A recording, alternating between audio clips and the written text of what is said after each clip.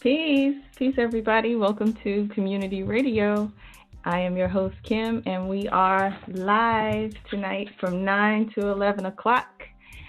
We are testing out some new hours to try to catch those who can't call in and contribute or call in and share what they would like to speak about during the day from 1 to 3.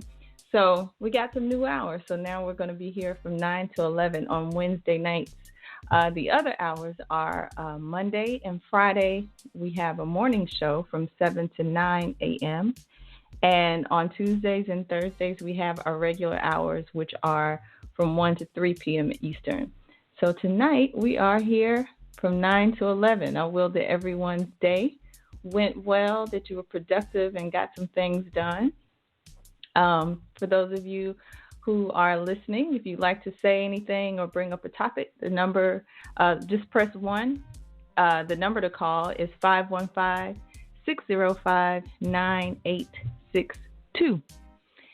And so tonight, let's see what we got going on. I see we do have some callers here, so you all got the message. That's good. I know it'll probably take some time to get used to the new hours. Before we get started, I just wanted to make a couple of announcements. We've got the Anu Spiritual Training Challenge, Phase 1 Challenge, that's going to start on the 29th. Originally, we started it a little bit earlier, but we're revamping a few things and adding more stuff, more information and things for you all. And so we're going to kick that off on the 29th. So if you aren't a student already and you would like to be, make sure you go to seduluhouse.com, sign up for the class, and we're going to go ahead and get started.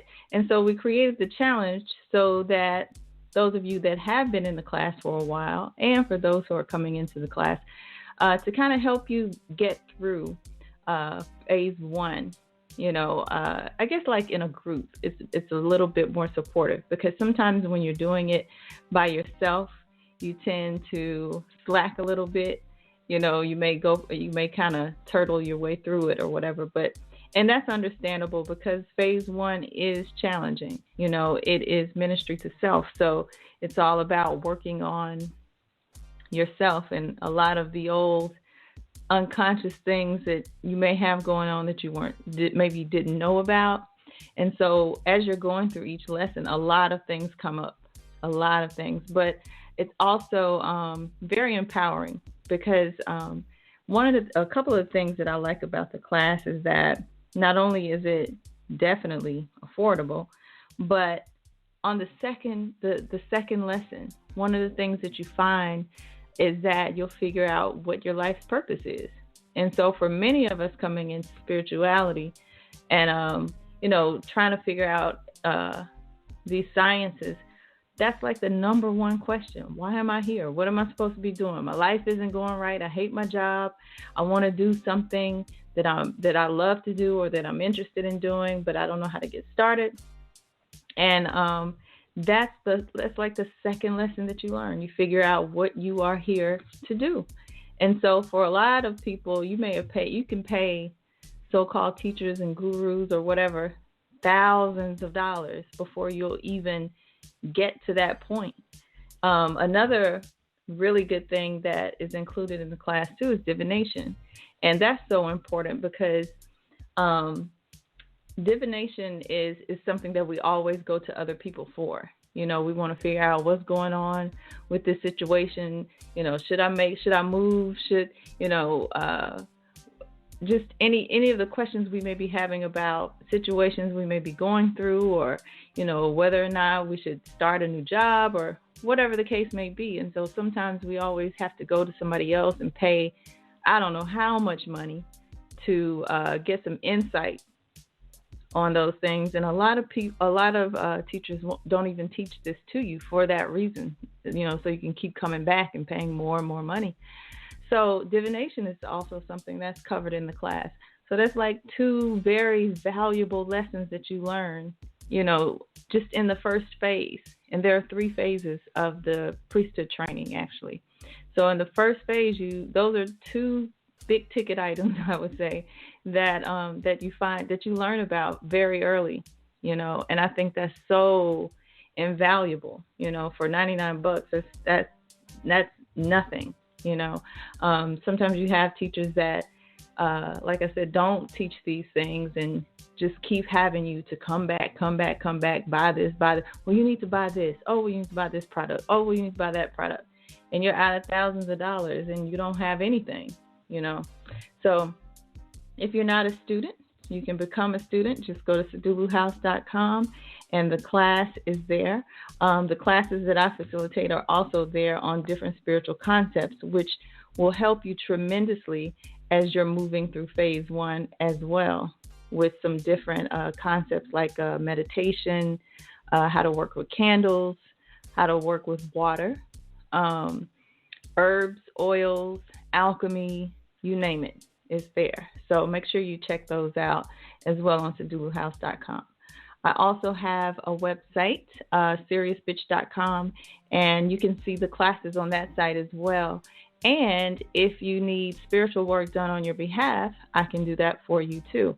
So I offer help in the services of love, money, protection, and removing certain blocks in your life. So you can read about those services too on my site. And I'm on Facebook, Instagram, and Twitter too. If you have any questions or if you are, asking about the shows or whatever, you can find me there. All right. So those are just a couple of things I wanted to get out of the way. Remember, the number to call is 515-605-9862. We're going to try out this new time slot. Everybody's off work. The kiddies are probably put to bed by now. So this is kind of your time to unwind and relax a little bit. If you had something to happen today, at work or throughout your day that, may have pissed you off a little bit and you kind of want to vent or rant, that's fine too. Or if there are any topics that you would like to discuss, feel free to share.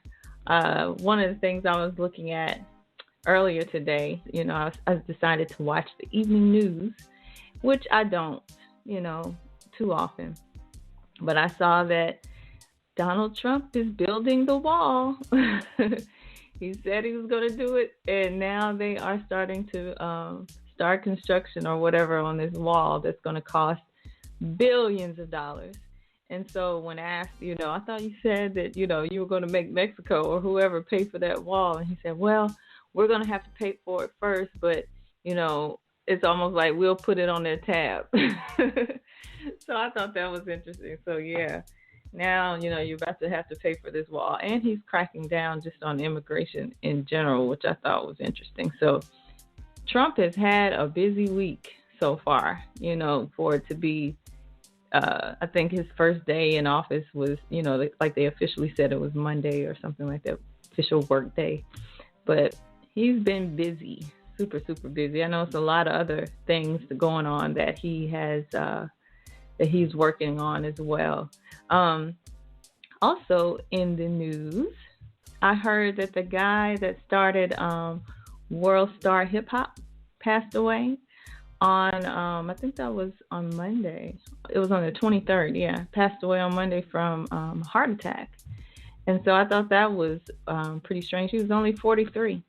And I was just thinking about this. There are a lot of young people passing away from heart disease or heart attacks lately. A lot of people passing away from that. And I think it had, a lot to do with, especially, your health and the things that we eat or whatever. But it's just a lot of young people are, their lives are ending pretty quickly lately. I don't know. So he's the guy that started World Star Hip Hop, but I never really knew much about the site other than, I would see like clips and things on different social sites of fights and stuff like that. So I don't know. What do you think? Is it cool to kind of profit off of things? He called it, what did he say? Urban hip hop. He said hip hop is for the sex, drugs, violence, the beast, and the beast, the culture, or something like that, he said. So that is what his site contained, and he found a way to profit from that. So I don't know. What do you feel about it? Do you feel like it's cool to to profit off of things like that.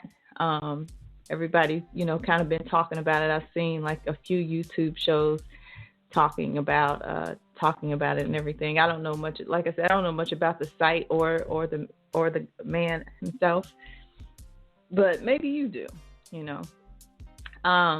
Another interesting topic, still kind of, I guess, talking about the whole celebrity kind of thing, is a lot of people have been giving Chrisette Michele a lot of backlash for performing at the inauguration.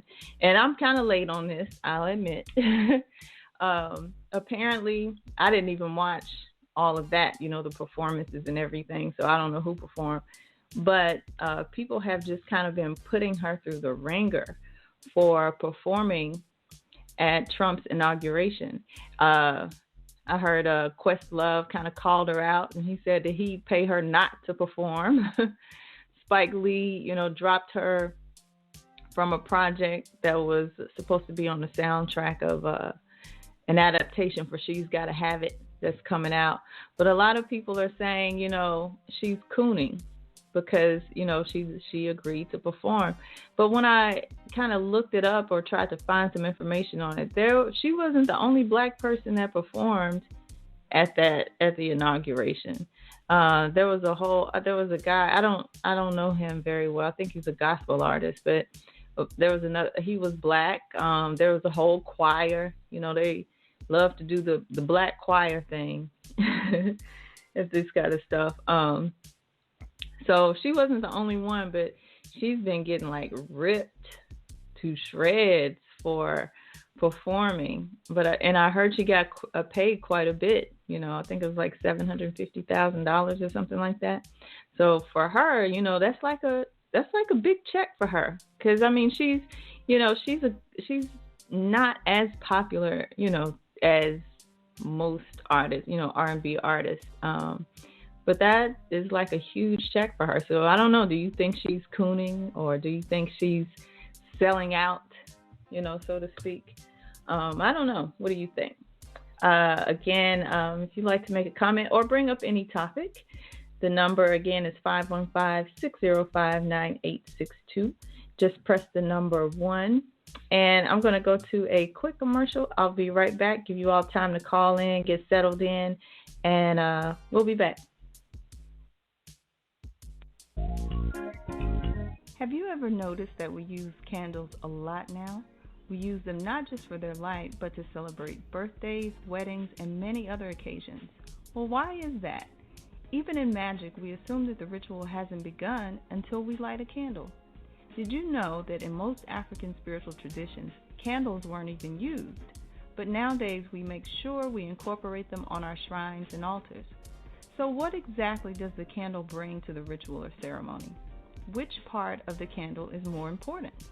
Or does it even matter what color the candle is?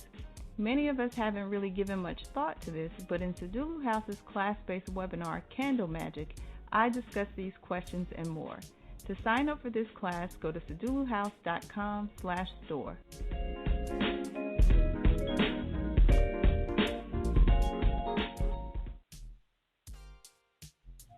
All right, welcome back to Community Radio. I'm your host, Kim. If you're just tuning in, we have some new hours that we're testing out to see if we can reach out to a wider audience and get some of you all that would like to call in. Some of our archive students, or like you all like to say, or our archive listeners who can't tune in between 1 and 3 on Tuesdays and Thursdays. So this is one of our new time slots. Wednesday nights from 9 to 11. I'm going to go to our first caller here. This is 561. Greetings. Peace. Greetings. Good night, Sister Kim. How are you doing? I'm well. How are you? I'm pretty good. Thanks for having this new time. I'm one of the archive students with 3 young kids, so this is the best time for me to listen in live. So thank you for that. You're welcome. I wanted to ask about your opinion or your view on the spiritual significance of birthmarks. meaning like, you're born with different, markings on your skin, not necessarily, maybe moles too, but more birthmarks. For example, like, my parents are Jamaicans. I was born in Jamaica. And we have different thoughts on it. One of the thoughts we have is that when a woman is pregnant, if she craves of a certain type of food and she doesn't eat it and satisfy that craving and eat it, and then she scratches somewhere on her body, she will put a mark on the child, and that's that will give them a birthmark.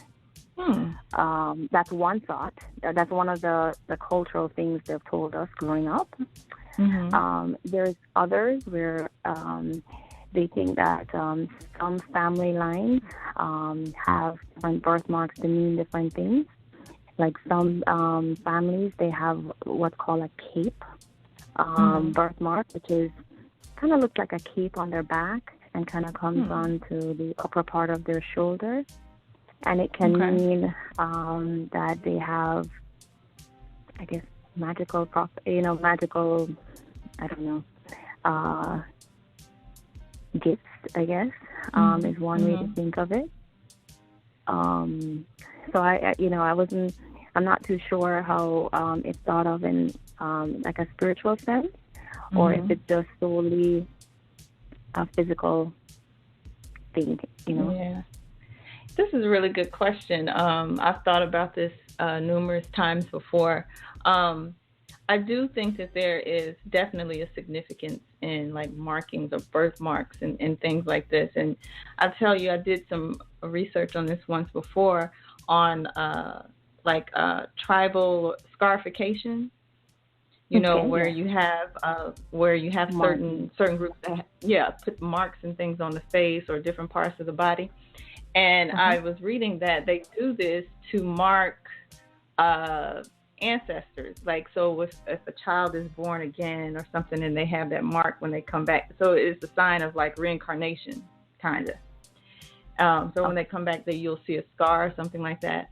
And also, a caller called in, I think, I forget what day it was, but she was talking about the Celia Cruz series that's on Netflix. Yes, I saw that. Yep. Yeah. And the first episode. Yeah, go ahead. You can explain it. I haven't finished the whole Celia Cruz thing either because it's a lot. But in the first, it's a lot. Yeah. I'm maybe midway, I guess, when she just started taking her first flight. But it showed where in the first episode, which I thought was really good, like you said, where there's I think an aunt who had who lost a child, and the child had a deformity in their finger, and then later on they showed Celia with that deformity in her finger. So the thought is that she's possibly that ancestor. Reincarnation, I would say. Reincarnation. I guess. A reincarnation of her aunt's baby that she lost. And actually, it wasn't a deformity. What happened was when the baby died, they broke her finger. Broke it. Because her mother Celia's mother told her to mark her, so they broke her finger. And so, when Celia was born, she had her finger looked like it was kind of jammed or something or whatever when she was born. And like her and her auntie were very, very close, because, her aunt felt like this was her daughter that had come back. So I think moles and markings and stuff like that is a sign of something. I haven't studied it at length to know, but I'm guessing it does have something to do with family lineages and reincarnation. There's another movie that kind of goes into this too. If you watch it, Cloud Atlas with Tom Hanks. Yeah. I think it's Tom Hanks and Halle Berry and some more people in that cast.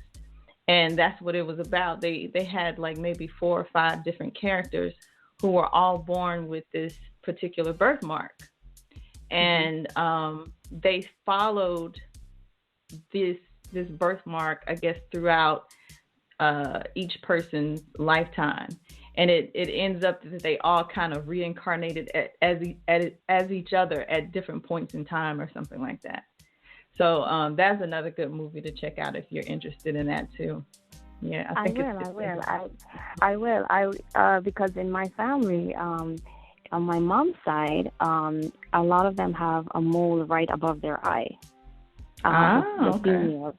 Yeah. Mm-hmm. And on my dad's side, they have a lot of the males in his family have a cape, what they call a cape, which is like a lighter colored marking. It's huge on their backs, and it kind of goes along their both upper arms, and it literally looks almost like a cape. And one of my sons has it. I'm like, oh my God. I'm like, I know I scratched, but I didn't scratch so much. And then my youngest daughter, she was born with this. It's not a strawberry birthmark, but it's kind of like a lighter color, right where her third eye or her first eye would be. And it's not raised. It's just a slightly reddish color, and it will get darker red or lighter red. I'm thinking on her mood. I don't know because she's young. She's just one, so it's hard to tell. And what made me thought of that is her pediatrician is Jewish, and he is, I forgot the exact name of what you call those doctors, but he also does a ceremonial circumcision. So there's a special name for them. I forgot the name now, but he is like a rabbi. But they have another name for what he's called. Oh, and yeah, and he the first time he saw it, he was like, oh. The moil, that's what it's called, a moil. Yeah, exactly, moil. Exactly, yes, that is exactly.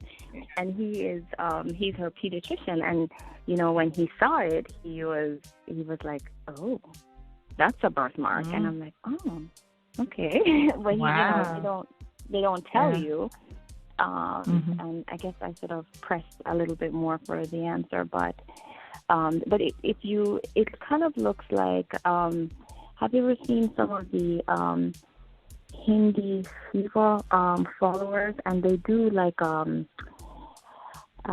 it looks like almost like a U on the forehead where the third eye would be in white, and then they do a red dot in the middle. And like, so that's what it kind of looks like, which is odd, but that's really what it looks like. So that's what got me thinking, I wonder what that is. So now I'm searching everywhere, looking up what the sign means and so forth, and trying to figure it out. So, because I'm sure she's going to ask me one day, and I'm going to have to answer her, oh, what's that? Okay, well, let's see. We have Chief on the line. Let's see if he can give us shed some more light on this subject for us. Greetings, Chief. Peace. Greetings. Peace. Can you hear me? Yes. Okay. Yeah, I was just going to give you a little extra on the mole piece. Well, not mole, but birthmarks. When it comes to birthmarks, the interpretation of them is typically a cultural one. And what I mean by that is that you would look at a birthmark or like a mole, because they're the same thing, you know, the same classification, but you would look at it in terms of what your culture says about it. So you almost look at it as like divination. I studied the science because there's a whole form of astrology around birthmarks that I studied when I studied Sufism, right? But that form of birthmark study is different with Sufism than it is with Buddhism, because I also studied the Buddhist form as well. And it's a rare art, so it's kind of like, you know, like palm reading. I don't even say palm reading because that's probably more common, but it's a very rare science. But what I discovered, and also being spending a lot of time in the Caribbean with family, there's also a whole nother science. But you'll find that with birthmarks in the Caribbean, from island to island, the meanings will differ. So, especially like if you go to like Grenada, they're very big on birthmarks. And a lot of times they'll tell you that a child who has a birthmark receives that birthmark because they're touched, they're marked. And what it means is like a certain spirit has marked that child for like ownership, you know. Mm-hmm. And you have a similar thing when you study Obia in Jamaica, you know, they say like, well, if you might have certain problems, sometimes they look at where your birthmark is and they might say, okay, a duppy has marked you when you were a baby. And now we have to do certain things depending on where the mark is. But now when you study a lot of it in Sufism, the marks don't come with as many bad omens as they do good omens.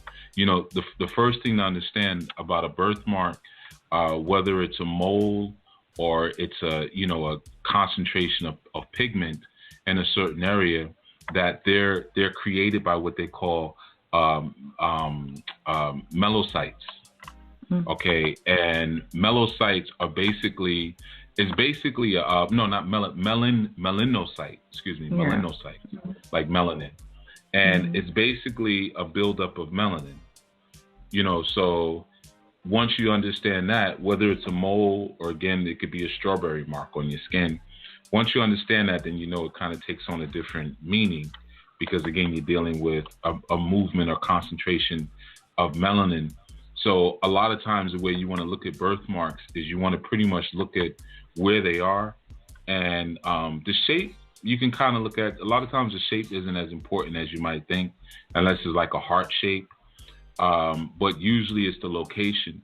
So like in some systems, sometimes you'll see people who have birthmarks that look like, or moles that look like small dots. A lot of times they'll tell you that birthmark reveals how the person died in a former life. So like sometimes, especially people who are of a lighter hue, they may have like red marks, like permanent red marks that almost look like they were burned. You know, sometimes you see this around the hands or the feet, you know, or sometimes like on the stomach. And of course, these are people that was, you know, they'll say, okay, this is a person who died of a fire in their past life, you know. Or sometimes you see young children, obviously you can see them boys mainly when they have their hair cut low, they'll have birthmarks like right at the base of their, basically where the ori apaco is, where the skull meets the base of their spine. And sometimes there's an indentation there. And it's been told sometimes, okay, that person was stabbed there, or they died, their soul was snatched from their body, you know. So you still see the exit wound basically in their next life. But again, depending on the system you're working with, it's a lot of different meanings. You know, if you have a birthmark, like I think the sister said in her family, people have moles over their eye. A lot of times that's for a person who's very directed and is going to be very good in politics as they grow older, but they may not be, it's like an Aquarian energy. They'll do a lot for a lot of people, but they won't necessarily have deep emotional attachments to one person, you know. So, and they determine that by the location. Like if you have a mole on your nose, it means one thing separate than if you might have a mole on your lip. If you have a mole or a birthmark you're born on your leg, it represents a person who's kind of moving with their own rhythm, you know, moving with their own timing and with their own mind. You know, they're moving a bit more autonomously. So, you know, with birthmarks, you really just want to go more so try to look at it like from a cultural perspective, how your culture sees it, and you really want to focus more on the location than anything else. The location of the actual mark tells you the most. And like I said, sometimes it's a sign of how the person died previously, but it's also a buildup of melanin. You know, a lot of times too, those marks are caused because the blood vessels in that particular area are not delivering blood properly through that particular area. So sometimes a birthmark will also let you see where a person has a blockage. And then you correlate the information that you know, okay, this person has a blockage, and then you correlate that with the location. And then you kind of, you have to kind of put two and two together in a sense. Like if a person had a birthmark on their shoulder, for instance, right, you might say, okay, well, that's close to the throat chakra. Or you might say, okay, well, the shoulder supports the consciousness. So there's a blockage where they're, in terms of supporting their spirituality, their consciousness. So that's kind of how you would look at it in terms of, your birthmarks. It's not, you can't, there's no one system. I've studied, I've studied two, but I've been exposed to probably about 3 or 4 of them. And they've all been pretty much different straight across the board, Well, thank you so much. Thank you. You're welcome. You so much. Thank you. Sure, you're welcome. Thank you. Oh, I wanted to say something about that Chrisette Michelle thing. Oh, okay.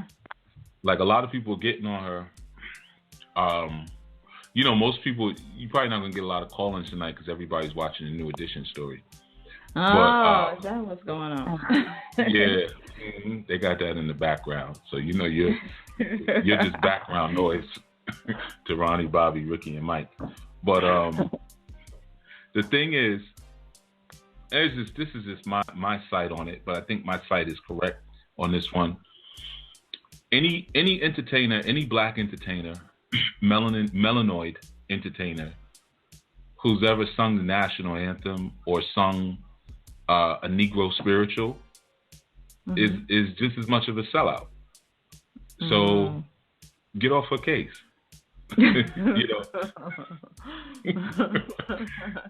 That includes Whitney Houston, Johnny Gill, all the ones who went up there and solidified the national anthem and all of that. What's the difference? So I think, again, next month's topic in February is about contradictions. And sometimes when you look at the contradictions within our community or within the just the cultural spectrum for melanoid people, the contradictions are overwhelming and they start to really make you question the sanity of the people speaking. Because like I always say, we're a people of emotion, not memory. So people get real hyped for them. Oh, Chrisette Michelle is performing for Trump. Oh, da da da da da da da. But Obama used to put his hand over his heart and pledge allegiance to the flag. He didn't pledge his allegiance to people. He didn't pledge his allegiance to black people. He didn't even pledge allegiance to his country. He pledged allegiance to a flag. And, no one took issue with that. So in every football player, every baseball player, every athlete that stands for the pledge or sings along, they're doing the same thing that Chrisette Michelle is doing. And I mean, I don't think that doesn't excuse her in terms of it, but again, sometimes there's contradictions. And if we look across the board, a lot of us have jobs that are diametrically opposed to the success of our group. Definitely. Yeah. Yep. I just thought it was interesting how people were just pulling support from her. I was kind of late on the story, but because I just thought it was like, what's the big deal? I mean, they're entertainers anyway. It's not, I kind of just look at the whole thing of looking to an entertainer or some celebrity for any type of, as some type of role model or something, to be somewhat, irrelevant in itself. But I don't know. I just thought it was crazy. Spike Lee dropped her from a project. Questlove was saying he'd pay her not to perform.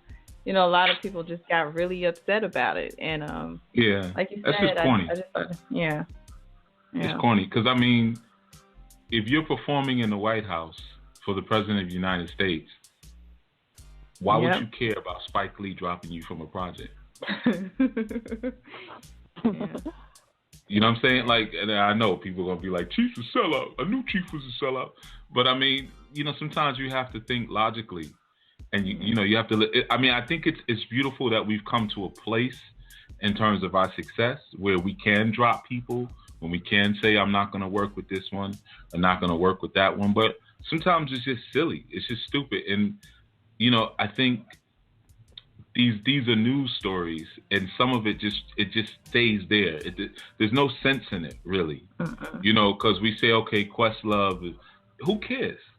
Yeah. I mean, and how many artists has Questlove played drums for that were not for his people? That's true. And how many people did Spike put in his movie? When's the last time Ed Norton dropped $2 million in the middle of Nigeria?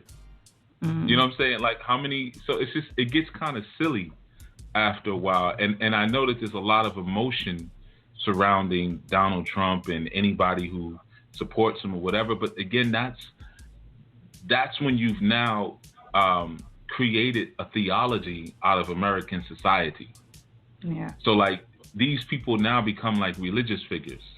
And you can't speak against certain ones and certain one, like Donald Trump is the devil and Barack Obama is Jesus. And yeah. Ronald Reagan is God. What I mean? Or however it goes, Yeah. and you have to follow that motion. But I mean, some of it is just stupid. When you really look at it, it's contradictory in action. It's like interesting. Today I was looking at a post from a brother who posts a lot of stuff in terms of like his hatred. I don't know. I don't want to say hatred, but his strong emotion, a strong, intense dislike for Caucasians. And he just started doing it like, recently, like he used to just post a lot of pro-black stuff. And then I guess something clicked in him recently. He was like, you know what, F this. And he said, basically, if you got any white people, how did he do it? If you have any white people in your friends list, I'm blocking you. So basically, it's like, I'm just not dealing with white people whatsoever. And okay, I get you. We all go through our phases or whatever. But then he posted something like, and he's been posting like information every day, like just going in on like what we're doing wrong and what we need to do different, and how a lot of our leaders are not really sincere and they just not doing anything and everything. And then he posted something today where he was like, ever since I came into my consciousness 2 years ago, I've been going hard at this. And I'm reading, I'm like, 2 years. 2 years. And like you're condemning a lot of people now, and you just come into this 2 years ago. And of course, because people like those extremes.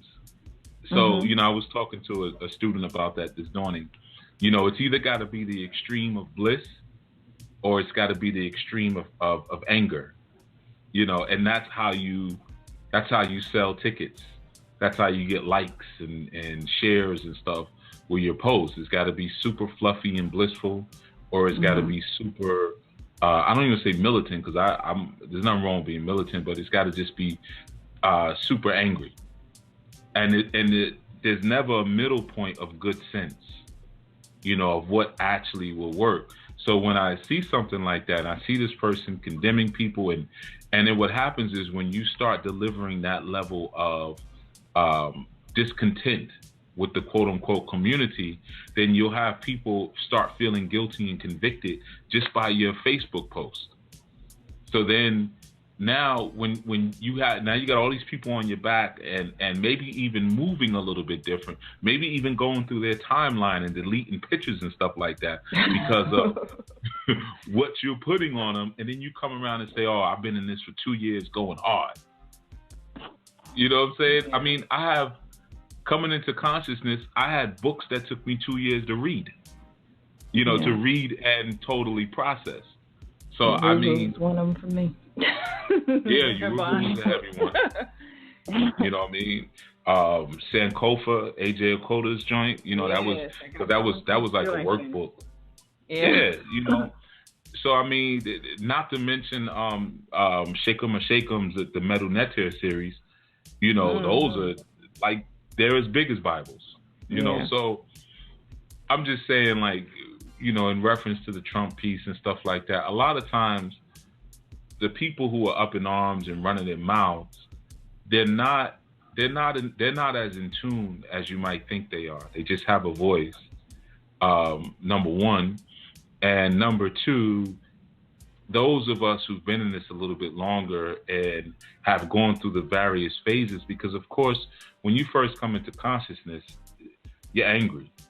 You're angry. And really your first reaction is really hurt. You're hurt, then you're angry. Right. But sometimes that hurt phase is so quick, you don't even notice it.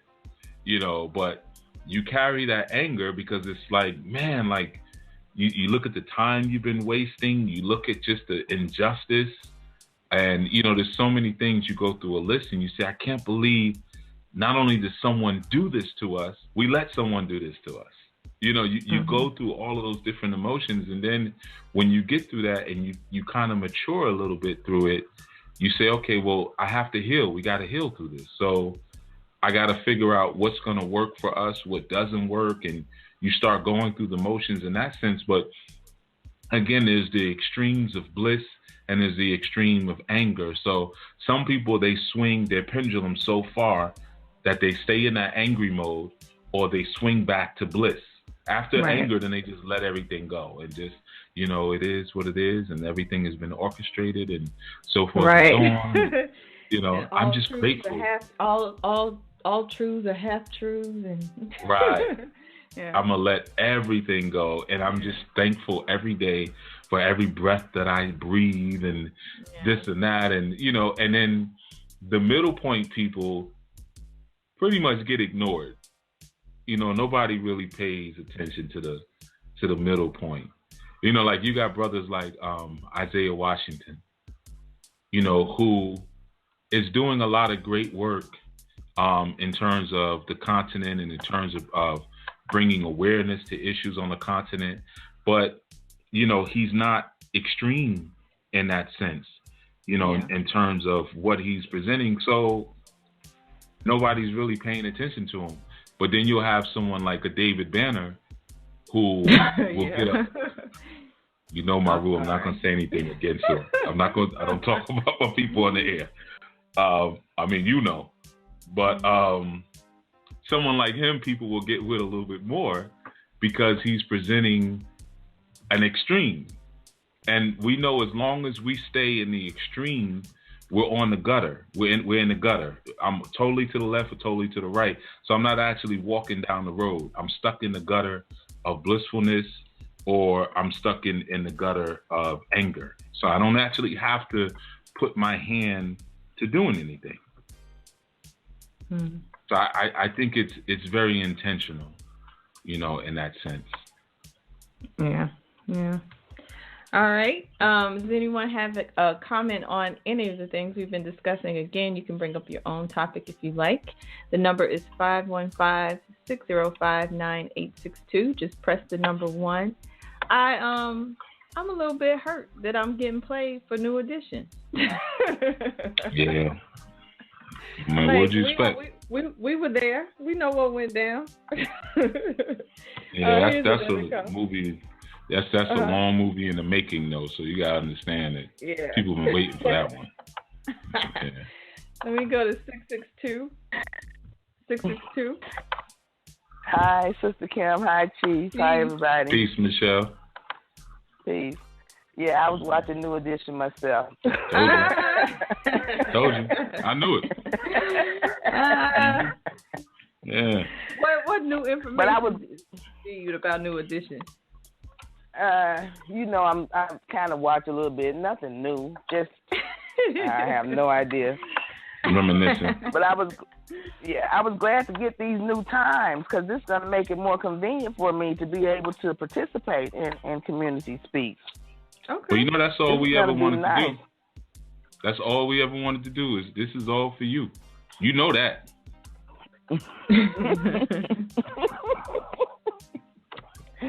I know it's for everybody, Chief, but I mean, I like it because I can catch them. It's right. It's good for me. Yes, it's excellent for me. Mm-hmm. Excellent at different times. Yeah. So I'm happy about that. Oh, you know who's another person on the side? Not to cut you off, but I just remember because you down south there in the thickets and in the swampland. That brother Wendell Pierce. You know, he's another one. Yeah. He makes major moves for our people, and nobody talks about it. Yeah. You know, he's an actor, but you know he opened up all of those the grocery stores, the natural food stores in the hood, and he's donated a lot of money as well and stuff. But you know, he does some serious work in the community. But again, you know, middle point. He ain't banging on him though. You know. Shoot, he got locked up last year for punching some chick. I mean, some woman in the face. Really? Well, they said allegedly it was a Bernie Sanders supporter, and he got arrested for battery because I guess he was you know, pushing for Hillary Clinton, and I think the woman said something funny. I don't know. The woman said something funny to him or something. So you know, of course they're gonna arrest the brother. So he got, you know, so he doing his own little quiet banging. But yeah, like I said, you know, there's people in the middle like that who are actually putting the work in and doing things, and they get no attention. Yeah. Plus he's Not dark loud. too. So you know, that's the other thing. Dark skinned people don't really, you know, nobody's gonna put them on t-shirts. He's out of Louisiana, right? Yeah. You know where he's at. You know exactly where he's out of. Chief, I'm out of Mississippi. I do keep an eye on the brother, though. Listen, I know you do. Anything south of the Mason-Dixon line is all one state. All the same thing. It's all the same thing. All the same. Mm-hmm. One big glob of banjos and hot water cornbread and what they call it, Hoppin' John. Y'all be eating Hoppin' John or something like that? That's Louisiana. And that's Zydeco. Yeah, Zydeco, exactly. Zydeco blues. Y'all into all that? Yeah, you go heavy into that stuff. Yeah, I'm with you. Mm-hmm. You know, man. Yeah, but what I'm in Tennessee right now. I'm still in the South, but what's the difference? Okay, well, what's the difference between Tennessee and Mississippi? Exactly. I don't know. This is different from where I'm from. All you got Tennessee is Nashville, the country and western. Mississippi is the blues. Yeah. Okay. Right. The blues, because you know that's still such a popular art form. Yeah, the blues. Well, it is in Mississippi, Chief. It really is. It's a big deal in Mississippi. I'm sure. Well, a lot of things are a big deal in Mississippi. Little small shiny objects that people find on the side of the road is a big deal. Look over there. Look at some of the reflections over there, man. Pull them down there, man. Pull them down there, right You know what? I tell you. Yeah, a lot of things is a big deal out there, you know? Man, they done made a cigarette, electronic cigarette, everything, man. You ain't got to like that to suck up, man. You just get stuff down. You know, all that stuff is big for y'all. Yeah, man. You know? Shoot. Y'all are easily impressed.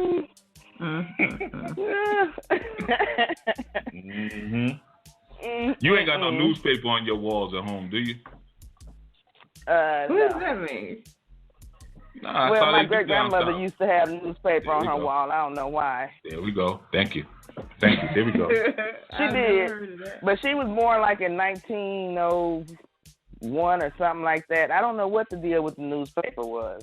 Well, y'all about 15 years behind time. So, I mean, I'm sure, I guarantee if you go down there, somebody got some newspaper on their cabin walls. What was that for? Cabin. Insulation and the decoration. That's how they decorated things back then. And they used to cook all their meals on pot-belly stoves. You remember that? Both of y'all remember that. Who remember that? Y'all grew up on food cooked on a pot-belly stove. No. That's what you grew up on. That's your roots. Yeah, my people, my great-grandmother, my grandmother died in 73, so we had my great-grandmother the longest, and my dad had to fight her to put a bathtub in the house in the 70s. It was rough. Yeah, wow. I believe it. Yeah. You got some people still living like that down there. You know, got the crap house outside and everything like that. You do. Especially in Louisiana, where you at now. I seen it. You know. That's y'all culture. Let me bring in another caller. Michelle didn't say her point yet. Michelle had a point. What's your point? Okay, go ahead, Michelle. Yeah. Chief, you made me forget what I was talking about. Tennessee is a little bit different. Out the corner of your eye, that's why. No, Tennessee is a bit different from Mississippi. It's larger than my hometown, of course, where we are. Okay. And I don't know. Yeah, that's it's about different, it. But I was gonna say, remember you told me to get out of Mississippi to find a man, and I'm out of Mississippi. Well, are you looking for a man right now? Is that what you're doing? No. Exactly. But I am meeting people, though, Chief. I am meeting people. Okay. Well, you know, sometimes you got to step to them hard. You got to just let them know from the rip. Like, look here, I'm looking for a man. What you want to do, player? You know, you can't be scared to just, you know, let them know what it is. You know? What? Don't try to be coy. That's a little strong. That's just gonna scare somebody off. It'll scare a weak man off. That ain't what you want anyway. True. Yeah, real men ain't, you know, we appreciate a woman who knows what she wants. You know, you say, listen, you know, hey, how you doing? You got a wife? All right, okay. Well, does she mind if you have a mistress? No? Okay, all right. Well, keep it moving. Go on. Let somebody else sit there. Move over. Then you keep it going. Yeah. Yeah. Be strong. Yeah, we'll see if I can get that much guts, Chief. I don't know. I think you can because, you know, you real quick with your comebacks. You got a lot of verbal game. I noticed that about you. You're not slow. A lot of people think people down south are slow. You're not slow. You know what you're saying. You know, I think you could talk a brother right up. You know. I'm gonna see if I can work that out. I'm gonna hang out a little bring a plate of pan of some of that cornbread, your famous cornbread. Cover it with a red bandana. Fry some chicken and cook some greens. Yeah, you got it exactly like the movie Sounder. Send her stuff to the God. Yeah, with that food, just like that. Do it just like Sounder. Mm-hmm. Wow. Yeah, it'll work out for you. Nah. We gonna see.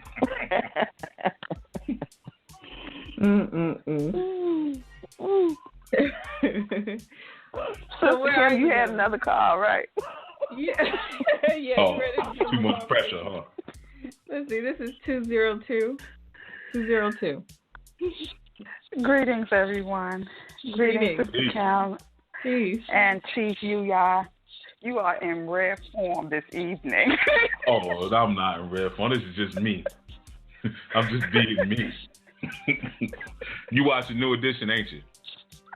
No, I'm not. I am recording it though for another time. I knew you was a candy girl. Okay, all right.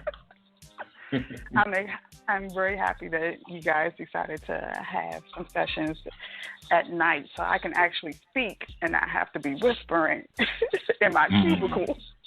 Yeah, that's a good point, too. Yeah, a lot of people do call from work. I wanted to ask you guys a question and get your opinion on the number 5535 and possible meanings of that number. Well, what do you think it means? Because you call it with that old random question. It's all random. I want your opinion on 554327, and I keep seeing green clovers and purple hearts. What is That's what I was gonna ask. What do you think about the number? You coming with all that random stuff. 55. Yeah, I did an intense study in Mozambique on a number 5535 for 4 years. I studied that number. Yeah, sis, I got you. Come on now. Yes, you should know these things.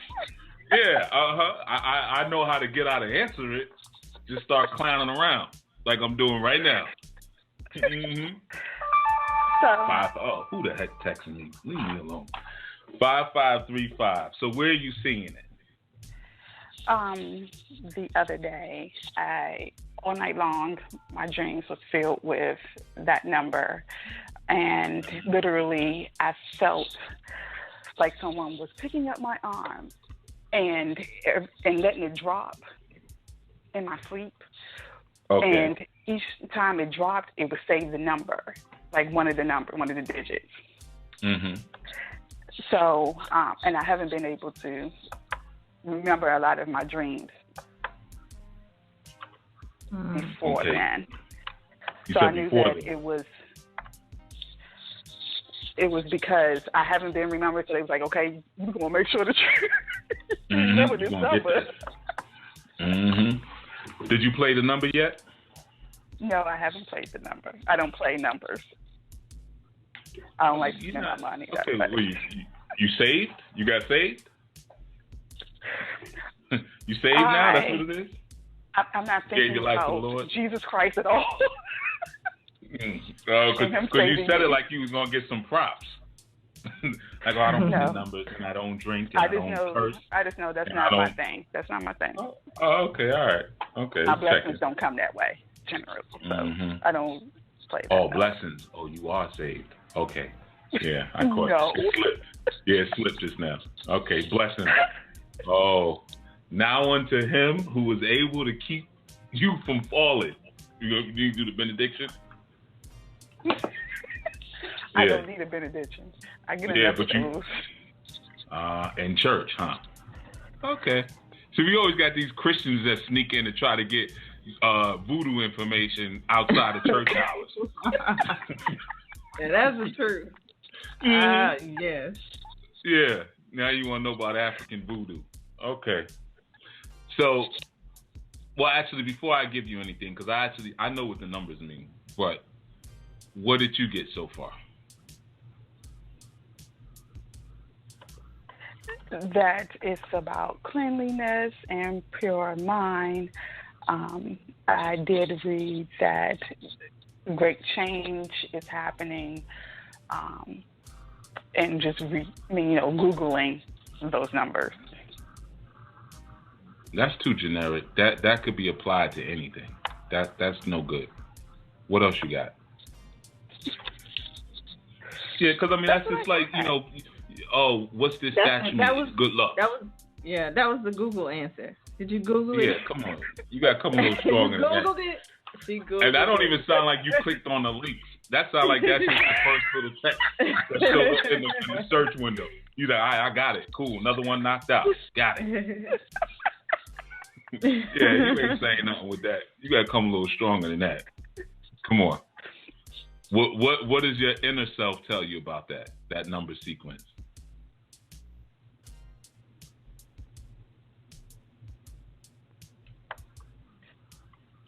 You can jump in at any time now. I'm thinking.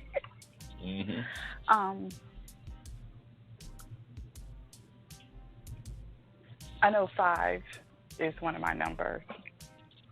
And what does that mean? What do you mean one of your numbers? My birthday comes up to 5. Okay. Which means? And I know the association to Oshun and... No, before we get that, your Earth Day comes up to 5. What does the number 5 represent? I don't know. So you know your birth number, but you don't know the numerology? Okay, well, we'll just make it simple. 5 is freedom. Okay, which makes sense for the work that I just had done. Anything that I would have said, you would have said made sense. If I would have said 5 is changes, that makes sense. For freedom, being as though I've been being attacked a lot lately. So if I would have said 5 is for protection, that would have made sense too, right? 5 is for connection. Protection. No. Protection. That would have made sense too, right?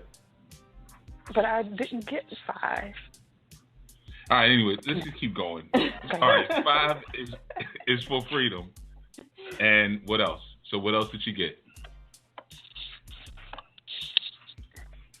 So 5 is for freedom.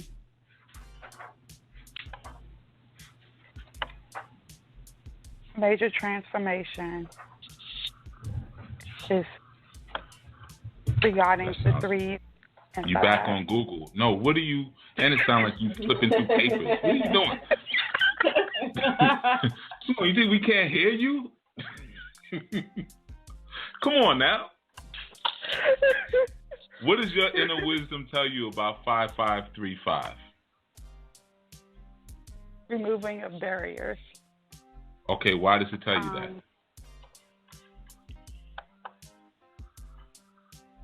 Because there has been a great deal of barriers in front of me, and I have felt the change. And I also feel like higher vibration with the number 5.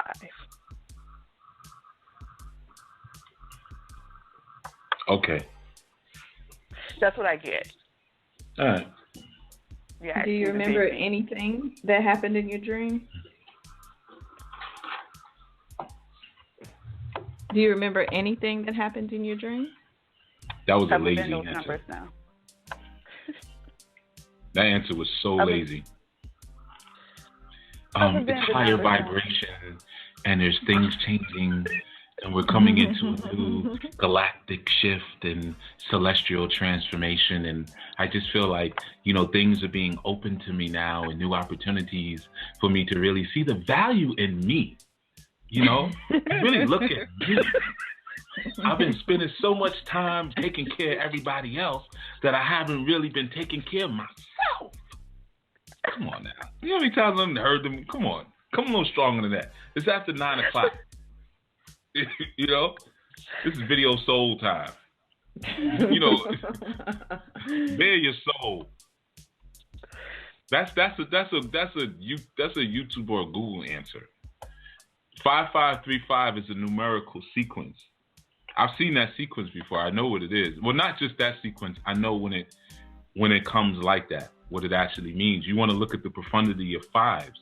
You want to look at the actual sequence. So if it's 5535, then it would be 5535 3 5535 3 5535 5.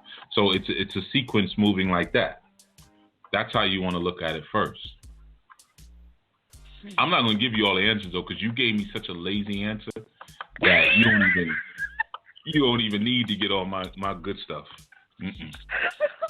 Yeah, that's why I don't do live calling shows like that, because y'all call, I'll be like, what's it mean to you? Do y'all say something real fluff and then wait for me to go in on it? Nah, I learned that trick. I ain't doing that anymore.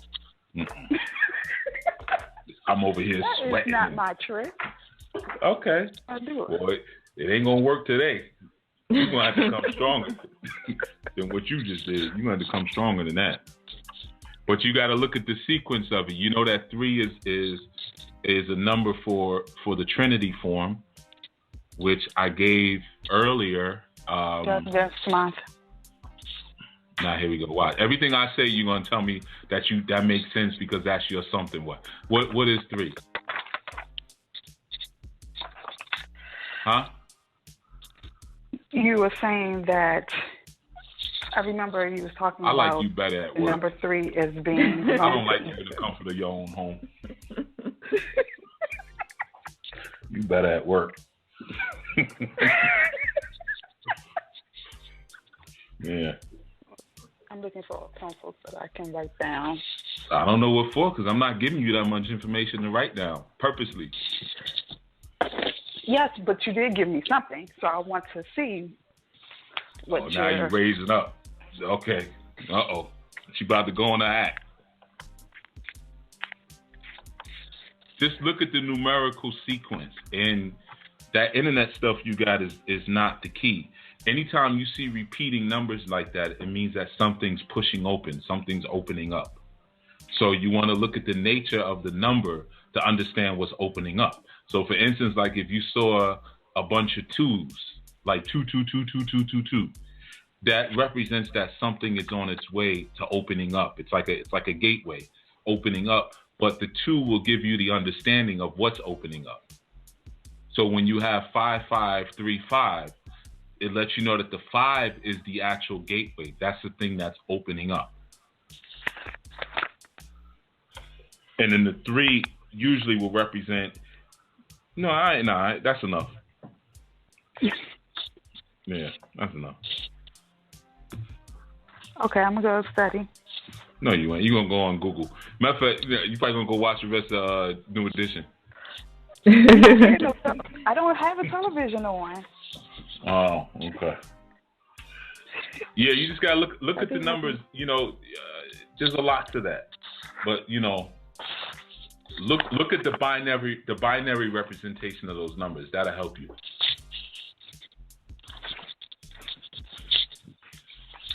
That's all I'm going to give you. But I gave you the part, at least now you know that 5 represents what's opening up. So I'm giving you that. I give you that for free. The rest you got to go work Thank for. you. Okay, I'm going to work right now as I'm listening. Mm-hmm.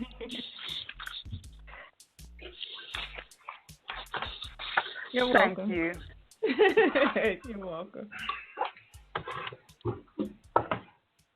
All right. We're still on. Let's see. We got about less than an hour left. If you have a question or comment or anything you'd like to share, 515-605-9862.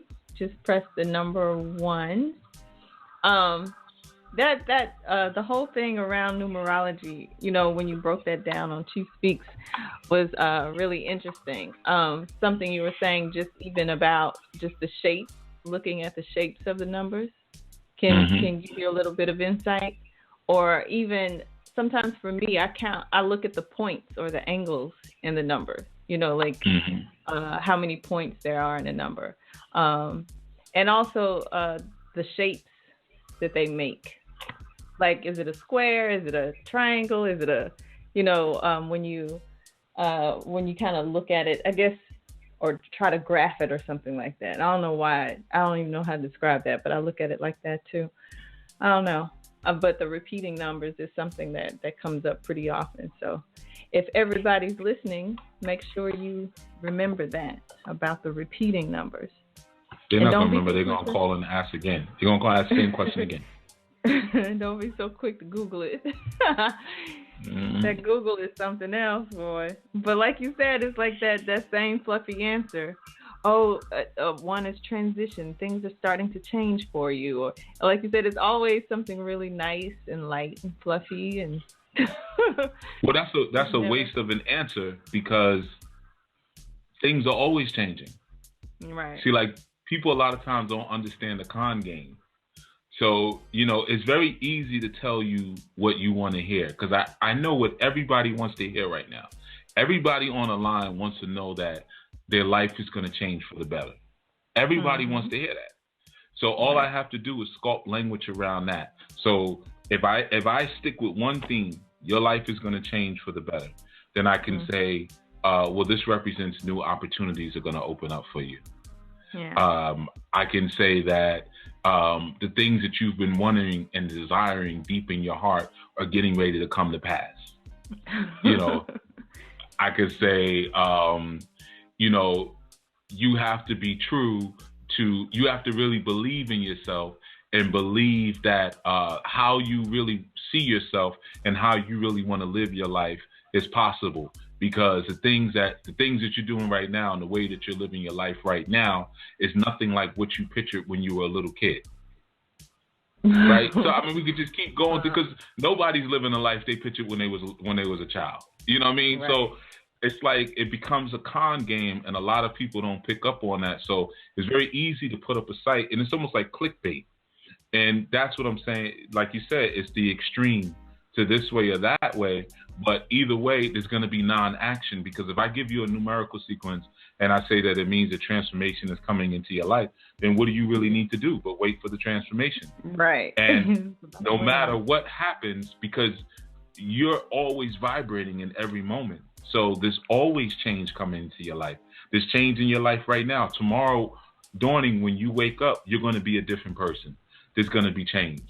There's constant change. And especially if you take the effort, even a small effort, to go on Google and look something up as it pertains to your growth and development, that already changes you because you've put a seed of a desire out there. So now tomorrow, you'll get back a little tiny plant reflection of that tiny seed that you invested. And then when you talk to somebody, they'll say, well, I have seen some small changes. I have seen some things have changed. You know, not everything that I want, but there's been some small changes. So that's how I kind of know I'm on the right path. Yeah, because I parted my hair on the left this dawning when I don't know what made me do that. And I got so many compliments, and I just felt so confident after I got all those compliments. And, yeah, like, you know, so it's like it's just a bunch of stuff that is pretty much non-effectual, you know, when you really look at it. So you got to go deeper. And I mean, that's not just for that sister, because I mean, at least she looked something up, you know, but you know, even like if you have a dream last night, here's another thing that this used to happen on Chief Speaks all the time when I was doing live shows. People have a dream and say, man, I had a dream last night. Could you break it down for me?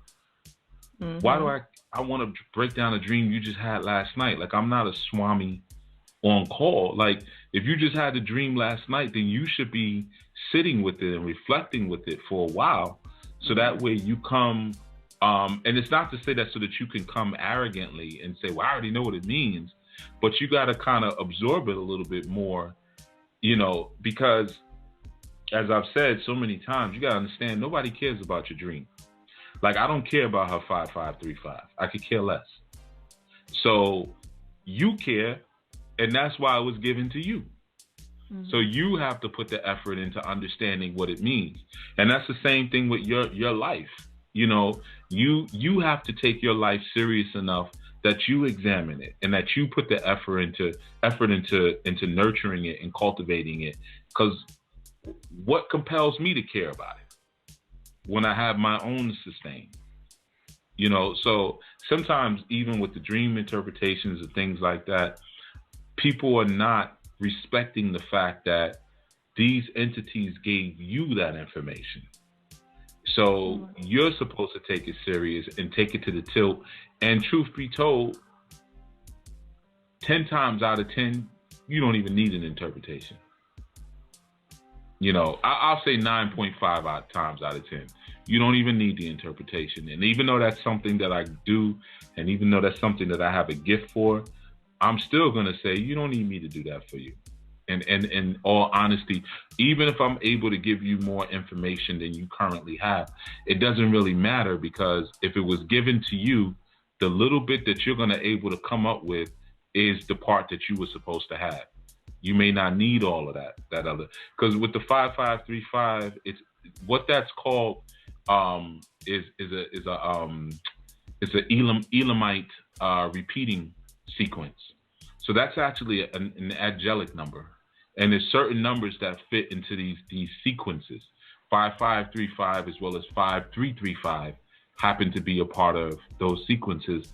And it's almost like Ifa in a way, but it's like a totally different binary language, you know, and it's just happens to be something I know something about. But she didn't need all of that. Like, I could have broke down to her what angels align themselves, and of course, if I can give you the angels, I can give you the Orisha.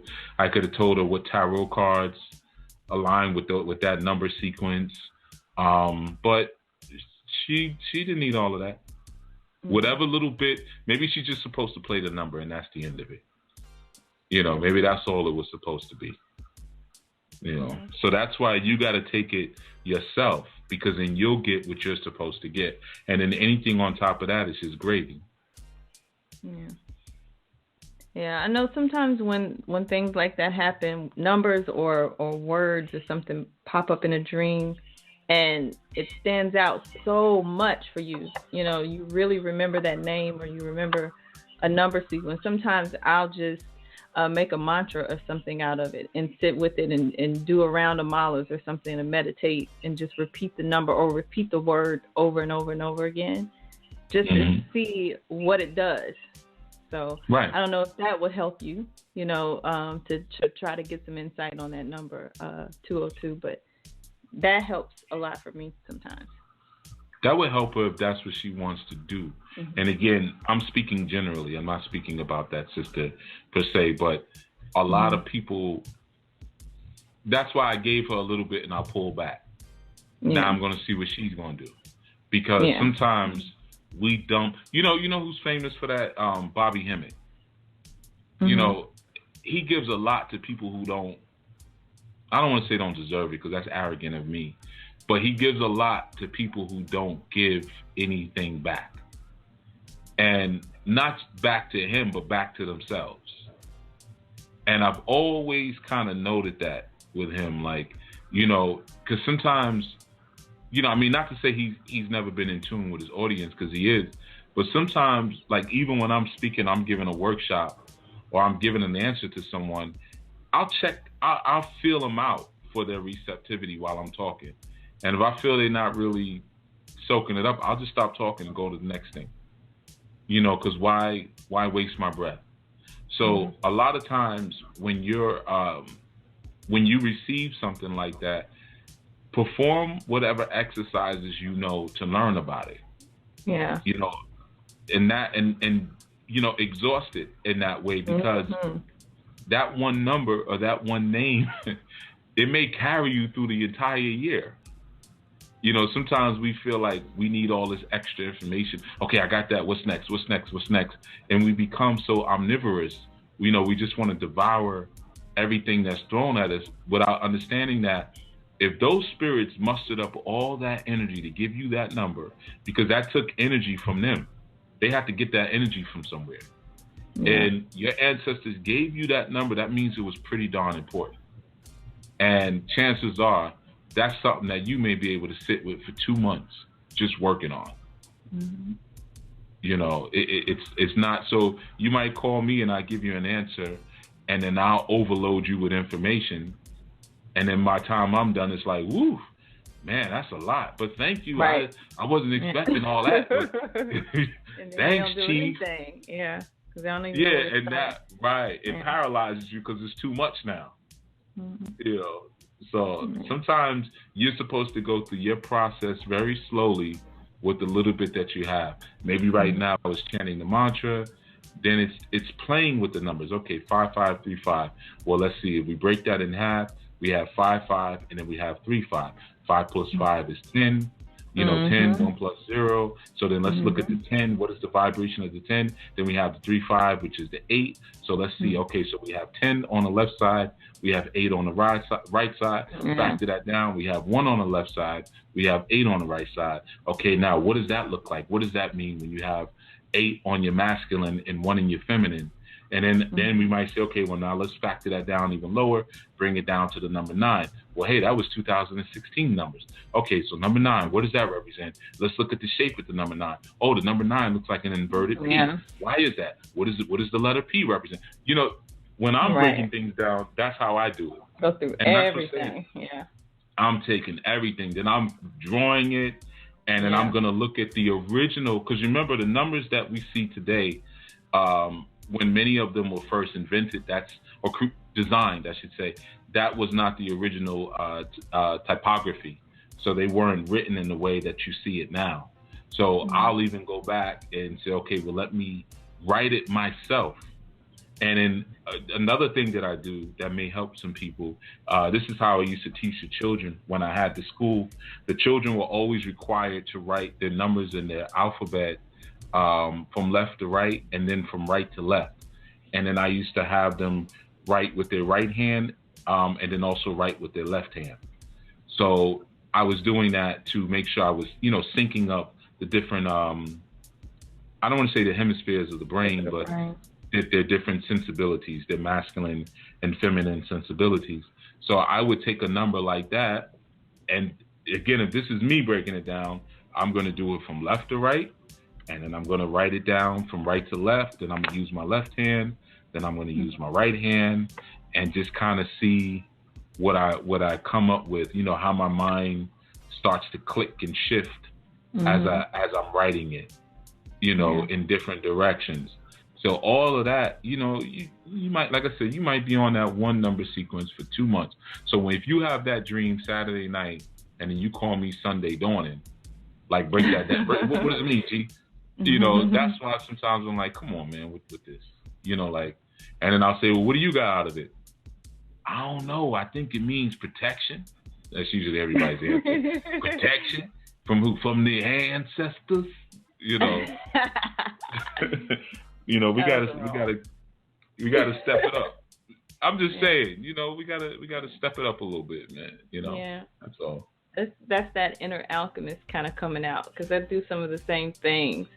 Just pull out everything that I've studied. I'm pulling it out. Okay, how can I work with this word? Do a mantra. Chant the number. Write it down. Color it. Put it on a vision board.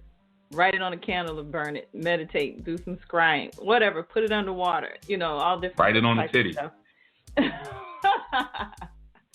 I mean, you got to experiment. Yeah. Let me go to the next caller here. This is 813. 813. Greetings and good evening. Greetings and good evening. Good evening. Peace. Greetings, Chiefs. Greetings, Sister. Yeah, man, you guys are cracking me up tonight, man. Hilarious, man. I enjoyed your impression of the Southern. Boy, let me get a vibe for it. You know what I'm saying? Get that vibe for it right there. When we talk, when we talk real fast, we talk real fast. You know what I'm saying? I heard you say with the double numbers. You know what I'm saying? Numbers keep it clear. What does it mean? You got it, because you down in Florida. You down there in Gatorville. But yeah, I love it over here though. But yeah, I just wanted to share something. I really don't get maybe like probably pushing a question, but I just want to share an experience that I had today. And it's always it's on the topic of always being aware of your surroundings and things. I had to go to the river to wash some electrics, right? And I just put them in my car today. I said because I had to work, so if I had time, I'm gonna go run by and just wash them real quick. But I ended up like in the middle of my stop, like when I was at one of my places I had to stop at, I seen a black Buddha with a red coat at the place where I was at, right? So I looked at it, and then I'm looking at it. I'm like right by the river. Cool. So I said, okay, you know what? This is probably the place to go do it. Boom, boom, boom. I went to go do what I had to do, and then a little bit down the road, I found these big, thick bamboo. Like somebody just cut their bamboo off the yard. And I don't know if you remember, Chief, I spoke about making a boat for my hair. I don't know if you remember that. Yes, I do. Like last year. Yeah. Yep, I remember. I've been waiting to find the bamboo so I can go do that thing I was going to tell, what I was going to do, what I told you. And and it's funny, we're in the season of like pushing everything from the past away. And it's funny, I got the bamboo now. I'm ready to do. I'm working on making the boat and go from there. So I just wanted to share that with y'all, man. It was just a coincidence that everything happened just by me having to go do something real quick, and it just like the signs were all there. You know what I'm saying? Mm-hmm. So, yeah, I've been synchronicity. I've been trying to completely surround myself in the third module. In the third, the north and south nodes, and right now I'm beginning with Oshun. So I'm just right before, well, during the show, I just gave Oshun some water and some fire. So I wanted to go buy a bowl tonight because I wanted to put a bowl of water in front of her all constantly. So why did you give Oshun water and fire? The fire is to recognize her and because I spoke to her, brought the energy in, and the water was to represent her as her emotional energy and the fluidity that she needs for the path that I'm going forward with right now, and for the energy that I need to learn about the Oshun energy. And I picked out 3 archetypes of her, Mami Wata, which actually relates to the African traditional system also that's found in Suriname called Winti. So Mami Wata was one thing I wanted to go into, you know what I'm saying? Because they have a mixture of Okan, Yoruba. There's two other mixtures of the tribes that were taken there. So I wanted to get into that one, and I was gonna do Lakshmi too for the Hindi on the Hindi side. So I'm going. I kind of I've been working with the Ogun, and I was trying to get some information about Herukuti. I found out that's another name for him was Heru. And that means elder. So Heru is like the older form of Heru. Okay. Yeah. Okay. Like, because we have Heru as a child, and then we have Heru as the adult. A lot of times we call the child like Heru Sa Set or Sa Heru Set, which is Heru, the child of Set. And then you have Heru which is, he's supposed to roll the R, but I didn't inherit that. The R rolling is hereditary, so I can't roll R's, but the Heru is the adult form. So the baby form, it has a different, you'd almost say power than the adult form. Mm-hmm. Yeah. But let me ask you something. Would you give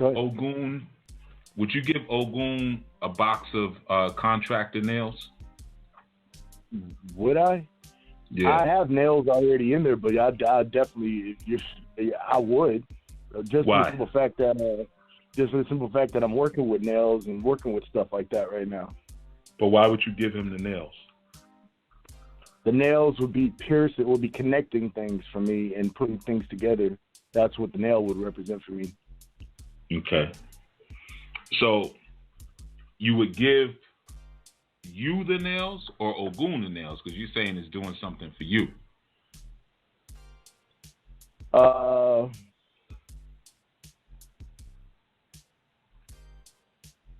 In my understanding, okay, Ogun, I have Ogun in me also. So I would give Ogun the nail to represent the energy that I need to move forward. I think I'm saying that as clear as I can. That's how I would see it.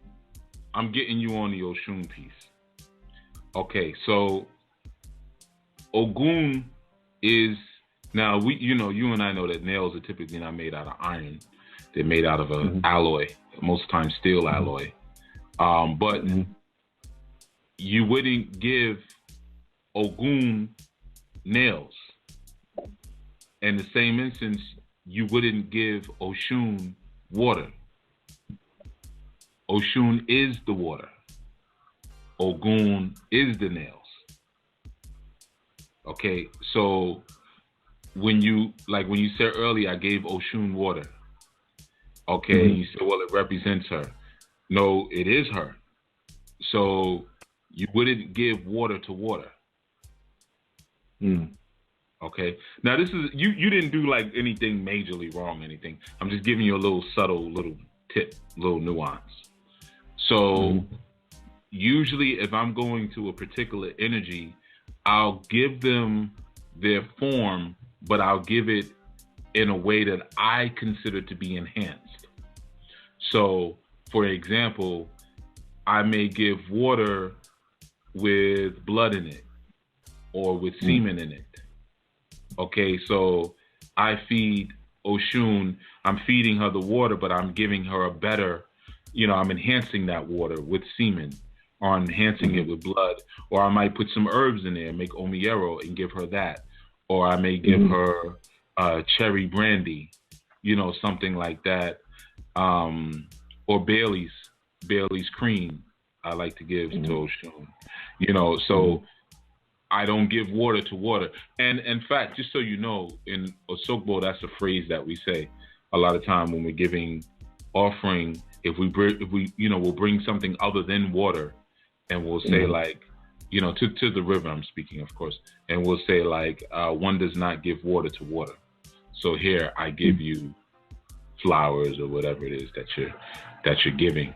So try to visualize the actual substance as the energy, and then whatever you do goes on top of that. Mm-hmm. You know. Now, I'll say this. I also put copper and honey and a peacock feather that was sitting on her altar in the water. Why? Honey to make it sweet, copper to give the vitality, to enter the current that I need, and the feather to make it beautiful. Okay, I could work with that. Yeah, I could work with that. But I'll also do that. But that's stuff that's like I've been told not to take from Oshun. Anything that you give to her and let her have it. And, why? What's gonna happen? I never asked that question. that was told to me through a reading, and I just never asked the question why or what happened. So, but I've always been told, like, through my readings or through my experiences, that don't piss Oshun off. Don't piss Oshun off. You piss her off, well, it's done deal. Right. And it goes to the story that you gave about well, actually, no, I'm sorry. I heard another story today at Pataki from a sister, and Sister Michelle had shared it, and I was talking about how Oshun, when the male Orishas were telling you we don't need Oshun, and Oshun was left, and then she told, at the end she said, just don't do it again, don't ever do it again. So I guess that's where that came from. So. Nah, you're reading that wrong, and whoever did that gave that reading. Again, stepping it up. You know, you got this guy over here building a wall. You know what I'm saying? Mm-hmm. And Obama sent hella drone attacks into Africa. I know we don't like to talk about that because that's Black Jesus and everything. So we got to step it up a little bit. Now you already know that Oshun is not a cartoon character. You've learned that from me enough by now. And you've learned that all of those stories are basically designed for children. It's just that we have to read them because we don't have any real elders that have raised us properly. So, we're big giant children still having to read these stories. But if you know that Oshun is fresh water, and you know that these are formulas, now take that same ideology and say, okay, nothing moves without Oshun. Well, water is the first element of alchemy. You can't do anything without water. Because most of the time when you're combining things together, you may use fire. Fire is what you use a lot of time, but you're mainly you're going to dissolve liquids into one another. Right. First. So there's no alchemy, there's no divine change without the element of water. Now, did water turn around and form itself into a face of Star from The View and say, I thought not, or something like that? No, you know what I'm saying? It's just letting you know the seriousness of it, but as far as Oshun getting pissed off, always look at that in this sense. Okay, if I don't take care of the fluid systems in my body, or if we don't take care of the water on the planet, what happens to us? We die. Okay. Look at it that way. And as far as taking something off a shrine, yes and no, because if you give something to Oshun, don't take it back. If I give something to Oshun, I just gave something to myself. I'm a form of Oshun. Oshun is a form of me. So you want to really spiritize whatever it is that you use. So for instance, I keep tools on my Ogun shrine. I have a couple of Ogun shrines, but I keep tools on my Ogun shrine, like my hammers, a couple of the chisels. I have some sledgehammers on my Ogun, and these are ones that I use. They're not the sacred divine, sledgehammers. You know what I'm saying? So when doing work in my yard, or I'm, putting up a wall or building a lean-to or something, Ogun is doing it, and I am Ogun, and I keep my things in the places that I would as Ogun. So it's, you know what I'm saying? It's a little tricky with that. Just like money. I keep money on my shrines, and I keep money that I spend on my shrines. So not all my money. So, anybody listening, just a couple bucks, just a little gas money, but but you should have the things that you use. There's times, like, especially when I had a Gohanza, I kept the fruit on that shrine that I ate. Things like that. But no, you want to spiritize everything, but don't look at it like, yes, you're sacrificing and you're making it's sacred, but the elements that the spirits are going to take out of it are not the same elements that you would take out of it. And you want to be a part of that flow of that spiritual kingdom anyway. So you don't want to like separate it to that degree. And I know people are taught differently, and I know a lot of people on the line have been taught differently, and they may disagree with what I'm saying, and that's absolutely fine. If you were taught, a certain way, and you can respect that and everything, but I'm just saying, as far as those who are dealing with this system, when you get beyond the fairy tale, then you have to look at it more as a formula. And then when you can look at it as a formula, honestly, that's really when the fun begins. Because once you see the formula of this stuff, then you'll literally start going through your kitchen cupboard and looking at different herbs and things, because now like, okay, well, water, different things have different effects on water. Water has different effects on different things. And then, certain chemicals, because like we might say, okay, well, Oshun is fresh water. Well, okay, who's iodine? What Orisha is witch hazel. So, we don't have witch hazel in the book, and then somebody, you'll find a book that has it, somebody who's taken it to the next level and said, wait a minute, well, what is witch hazel? What's inside of it? And we might say, well, it's an astringent, it does this. Okay, but what actually is it? And then when you find out, you might say, oh, okay, so that's this energy. So if I mix a little of this energy with this energy, that's when it gets fun. And that's when you start coming into that awo space, because you're opening up the mysteries. Remember, the word awo means mystery. So you're opening up the mysteries of these Orisha. The surface level is the story, but there's no mystery revealed in that. Don't put this here because she's going to get pissed off. Okay, why? And what do you mean she? Does she have a vagina? You know what I mean? Like, is Oshun an actual female? Or is it a feminine principle? When you start really going through it. So when you get initiated and you start, learning the mysteries and stuff, that's when you're cracking stuff open and ripping it apart and learning the real functional essence that sits inside of it. And then that's when the choices of what you can work with become much broader. So you may say, I can work with copper, but there's many other elements in the world to work with. And if I work with copper versus gold, what's the difference? Because like with my Oshun, or one of them, I have a couple of Oshuns too, but I work with gold a lot. I work with copper as well, but I also like to work with gold.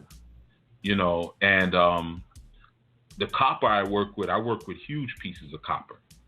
And I make things out of the copper. I used to take Cat5 networking cable, and you can burn it the rubber insulation off of it.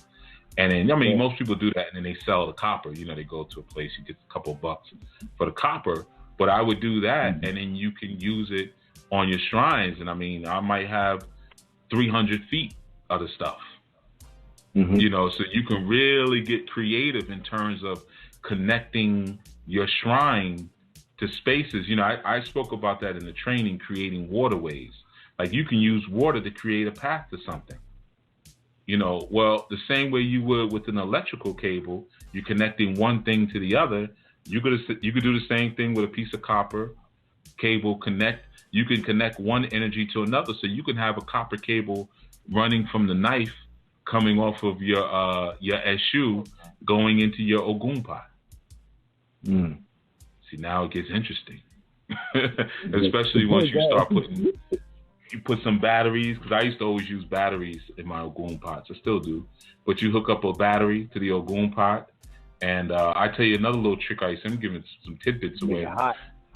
I used to do that. And sometimes I play around with it. I have solar batteries that I work with, but I'll literally electrify my Eshu. I'll electrocute it. You know, so you take a and you could do that with a little 9-volt battery. You know, you do it with a AA battery. But you take, you know, the knife or the nail tip that you have coming out of the top of your Eshu, and you attach that to the batteries. You're going to see a spark. You see? So now tell me, what are you getting more out of, a candle? Or actually electrocuting your energy? Now, I only know to do that. No one ever taught me that. I never read that in a book. But I do have a background in electronics a little bit, you know, but that was from me learning the formulas. What is Eshui Legba? Like, what is the old nervous system? Well, how does the nervous system work? Electrical impulses. Interesting. So technically, if Oshun is a part of a center in my body, and Eshu sends messages to Oshun or any other energy, could I technically take a copper cable, hook it up from my Eshu to my Oshun, speak into it what I want, and then send an electrical impulse to that pot? You get freaky with it, you know. So that's what I'm saying, and I'm giving you like small stuff. I don't give too much away, but you know that stuff I used to play around. That small stuff was a lot, Chief. Just to let you know, that was a lot, brother. Hey, thank you. Good thanks. Sure. I was just telling you this. I was planning on making some omiero for my Lekis on Friday, and you just gave me a whole another angle to look at it and make sure that when I make it, that these herbs that I'm using to represent the Orishas that I'm using are going to be the ones that I'm going to need for my present and coming to things. So I appreciate that. Thank you. For sure. Not a problem. But you guys have a good night. I'm going to hit mute. I'll still be on. I know there's other people. You got to get them off the couch, man. They over there watching New Edition. I know. Wow, I didn't know that was coming on tonight. Okay. We got about 14 minutes left. So if you have any questions or comments, time to get them in. 515-605-9862. Just press the number 1. Yeah. That was interesting. Thank you for those tips. Sure. No problem. Thinking about some stuff. Yeah, there's a lot of things you can do. Like I said, a lot of times on the shows, I'm just teaching like I don't say kiddie. I say like first, second grade information. But because how many people have I said that would be like, you can't do nothing like that. That's crazy. You know what I mean? Yeah. And it's not that I don't know what I'm talking about, but you get to a point after a while that you just don't feel like hearing it. Like it just, after a while, you just get tired of hearing dumb stuff, you know, and it's like, you know, especially because like the example I gave earlier, sometimes people will say stuff and it's like, how long you been in this tradition? You know, well, my godfather initiated me last year. It's like, what? I've been doing it since Bill Clinton was the president. You know what I mean? So it's like, no, like you know, you just get tired of hearing stupid things, and you know, people who won't open up their minds to really seeing like how much these energies will intertwine. You know, they tend to localize them to one place. Even localizing yourself to Nigeria is foolish. So like Anwar just said, he's dealing with energies or a system from Suriname. And that's good. The continent is a huge space. Right. And to localize yourself to the West or to localize yourself to Kemet, it's just not a wise thing to do. I mean, you got a whole eastern board, Tanzania, Kenya, Mozambique, these spaces, you go down to the south, Swaziland, Congo Republic, where there's so many different systems, even Morocco. You go up to the Islamic states and like Marrakesh and stuff, and there's sciences there too. So a lot of times when you can kind of diversify your perspective a little bit, it really opens you up to more, because sometimes too, people don't study and they're not as motivated because they're just not as interested in the systems and the way that they're being presented. Like the Akan system is a good one. Now I studied the Akan system, but I never really got into it at the level that I did Ifa, not because I didn't like it or anything like that, but because at the time, it took me a minute to really catch on the tree, because with the tree language, the word tree itself means to pull. So the tree language, you find that the words are longer and the letters, the sounds. The sounds and the letters are difficult. The language is difficult. Well, it is for me, because I had the same experience. Yeah. Well, the language is closely connected to the culture.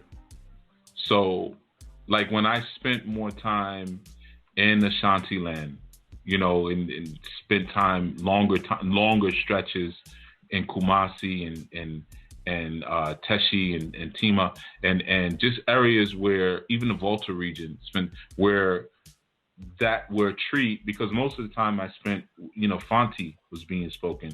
Fanti is much shorter. So like if you're saying what's up in Fanti, you say like Hotadin. What's up? Instead of Hotasing, yeah.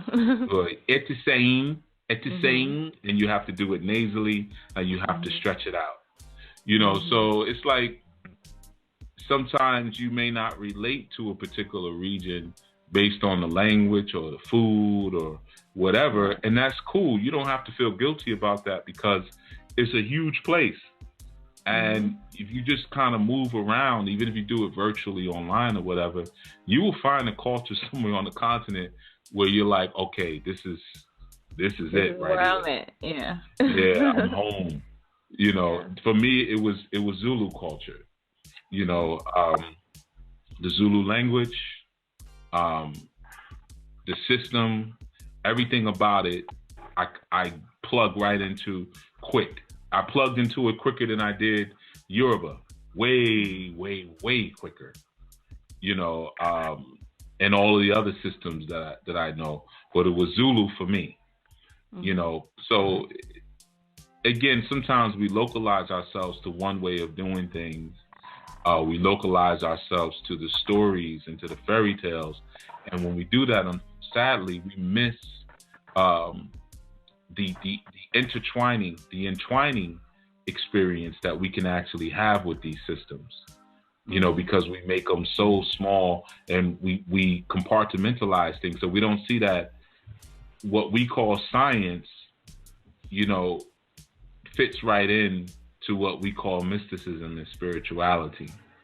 They all have a place within each other. Technology has a place within your spirituality. Like you could use something like a battery. And in fact, I got into using batteries because I used to crack them open for the acid.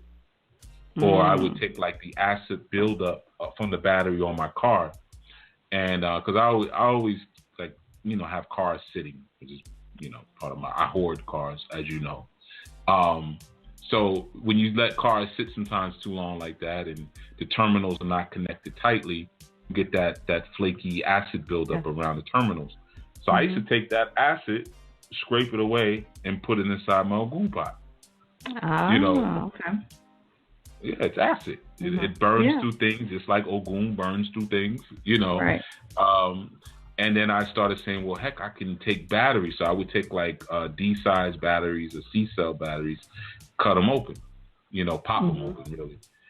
And then that led to, wait a minute. Well, batteries power things, sends electrical signal. It's positive and negative charge. It's like fire, because if you put, wires together, you get a spark. You can light a cigarette with a battery, Yeah. So that means that this is electricity that I can control a little bit better than maybe a candle. So now what can we do? So, you can really have fun with it. And this is also a way to teach your children science. Science, yeah.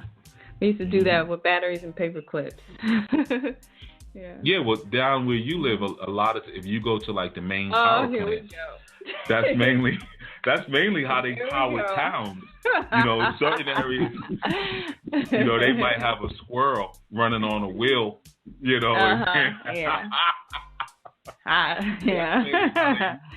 Or they use water power. They went down to the mill, to the mill factory. Where y'all would grind the grain, and they would have the mill, the big circle going around, and that's how they powered the towns and the 5 and dime store. You should know a lot about southern stuff.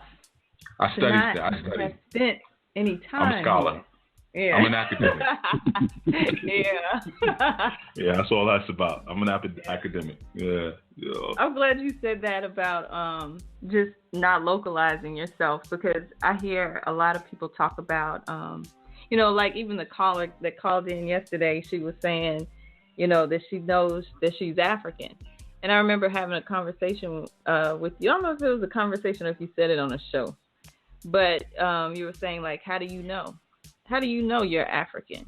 How do you know? A lot of people, you may not be connected to the continent like that.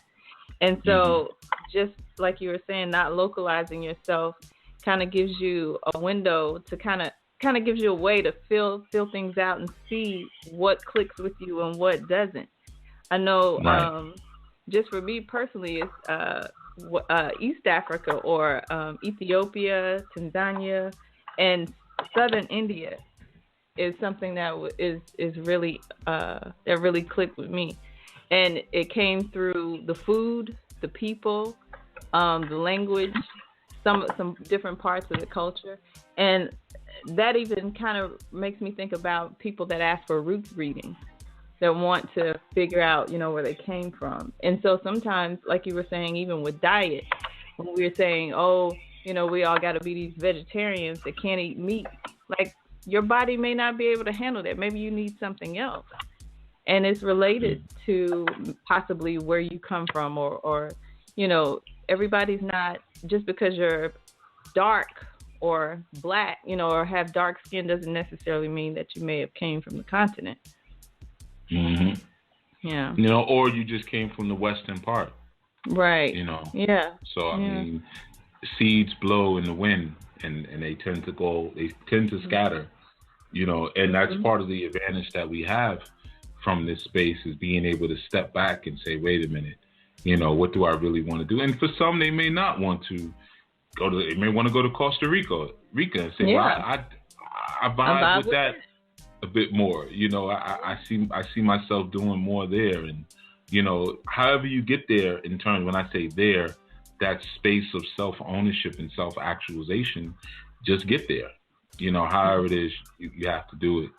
I want to make a quick note, little announcement note. People are signing up now for the Phase 1 challenge. Just to let you all know that as far as the information that's going to be delivered throughout the challenge, if you have not bought the Our New Spiritual Training Phase 1 class, you won't have access to that information. Okay, so I just wanted to let everyone know that in order to access the post and the information that's coming, you have to be signed up for Our New Spiritual Training Phase 1. Because I think some of the people who are enrolling in the challenge are not actual students. Maybe y'all think that you'll be able to sneak some class information that way. But so just as a note, because I noticed there were a lot of entries coming in, but I don't think all those people are actual students. Okay. Yeah. Where's Michelle at? Michelle, where you at, Michelle? Yeah, I'm here. I was going to ask Chief, so when are we going to have a group trip to Africa? When you ready to go? I'll be ready. Give me 12 months. I'll be ready. Okay, so we'll schedule around your schedule. Okay, so because we can't go without you and everything. I would definitely have to be on that trip. I'm gonna make it one way or another. Okay. Well, I know it's not gonna happen this year, but I'm looking at 2018. The only difference is that right now I'm doing a little bit of African soul searching, and what I mean by that is I'm giving some thought behind exactly where we'll be. So I have some other ideas and opportunities that are popping up. I have very strong connections in Nigeria. I have very strong connections in Tanzania. I have very strong connections in Ghana. But I just want to make sure that when we do this, that we're in the space that we're supposed to be. So that's what I'm kind of working on right now. But it's coming. It's going to be a glorious thing too. But it's coming. Yeah. Maybe by then you probably bring your man. You're going to bring your man with you. Right. That's right. Mm-hmm. It's going to happen. I am gonna do the phase 1 challenge. I've been a student where I signed up for the classes like a couple of years ago, but you've been a student since what, about 2007, something like that, 2008. You've been on the first activity. Past 7 years. I understand. Go at your own pace. Yeah, you should. Yeah. That'd be good. We get through it so everyone can kind of get on the same page. Yeah. That's the beauty of it in terms of that. Everyone getting on the same page and being able to speak a similar language because, it's definitely time to kick things up. I don't want to leave anybody behind, but we gotta move forward. Let's see, we got a caller that just popped their hand up after the show has ended. I'm gonna go ahead and bring them in. 301. Okay. 301. Thank you. This is Zakia. I'm calling from Afghanistan. It's morning here, so I'm just getting to a phone where I can catch the end of the call. My apologies. Oh, okay. But I was listening to the conversation just now, and I was wondering, will the challenge be offered again? Because right now I'm still in a location where it's just not convenient. I don't have the privacy that I need to do some of the things. But I am enrolled, and I do want to complete it. Come on now. But, Come on now. Chief, you already know. This is I already know, but it ain't that deep. I do not have the privacy. It is. I don't have the privacy. I don't have a lot of the stuff that I thought I was going to be able to do it, and then as I read on and I listened, it's just not convenient for me here right now. Well, but you working on coming back home. Will the challenge be offered again? No, we ain't answering that question. What we saying is that you working on coming back home anyway. Isn't that what we spoke about? I am. Yes, right, yes. So we're not going to enable a situation that we know that doesn't work for you. Okay. How's everybody doing? Hello, love you guys. Oh, well. Yeah, we aight. Greetings. Okay. All right. We got snow here in Afghanistan, believe it or not. Oh, wow. What's the temperature? Yeah. It's probably about 45. It's not bad. It's not real cold. What's the point of being out there in the middle of the desert and it's going to snow? That doesn't make any kind of sense. I know. It does not, but it's been snowing for about 5 days. Mostly snow and rain. Okay. Well, that's all right. But thank you for not answering my question. Well, you know how I do. You're welcome. You're welcome for the consistency. I know. Mm-hmm. Yeah. All right. You guys take care. Peace. Bye. you. I know every single person who calls this show. I know all of y'all, and I know all your business in and out. Yeah. All right. Let's see. So we've gone into archives now. If you still want to ask a question, I'll wait a few seconds before I close out. If not, we'll go ahead and close the show. You know what I wanted to say? Mm-hmm. My little question. I was actually talking to Michelle kind of. There's a sister that I know, beautiful, beautiful sister, good, beautiful spirit. She's 51, and she's not the first sister I've known in this situation, but she was sharing that where she lives, in the past 21 years, she has been approached by 2 men in 21 years. Okay. And wow. I don't totally believe her, but I'll go with it. But the point is, I know she hasn't been with anyone, and she's not deformed. She's beautiful spirit. She's in the culture and all of that good stuff. And she went over to the continent recently and met a brother who is 10 years younger than her. Let me mute some lines. I don't know who that is. Okay. Yeah, that's Michelle over there. You know, riding that mule home. I knew you were about to say something. Michelle ride a mule, and the mule wears the hat backwards. I knew you were about to say baseball cap backwards. But just as a note, I just thought it might be encouraging to some of the sisters who have been having some trouble finding mates to, and in fact, I have to admit that this is not the sister's first, I would say marriage. She's not married to the brother or anything, but it's looking real good. But actually, her first mate was was from the continent as well.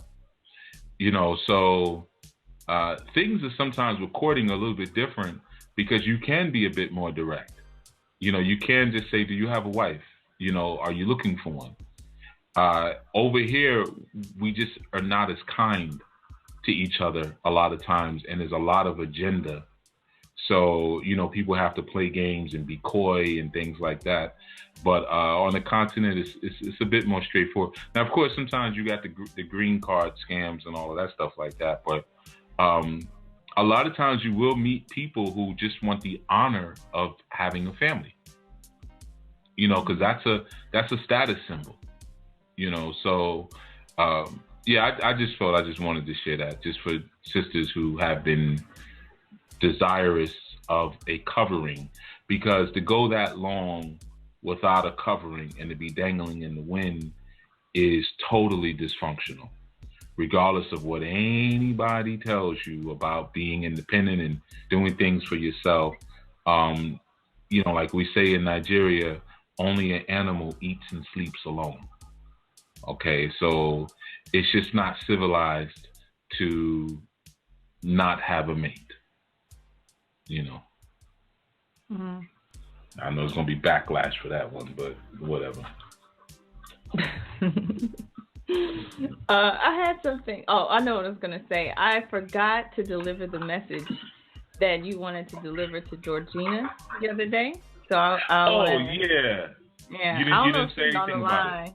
Yeah, I forgot about it. And I know Anwar's on the phone too, so he misheard what you said as well.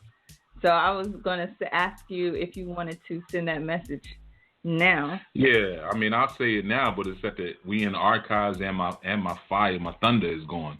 But it's not going to have the same impact. But basically, there was a show where I guess it was the next day after I spoke to Georgina, and Anwar had asked her what task did I give her. This was the next show.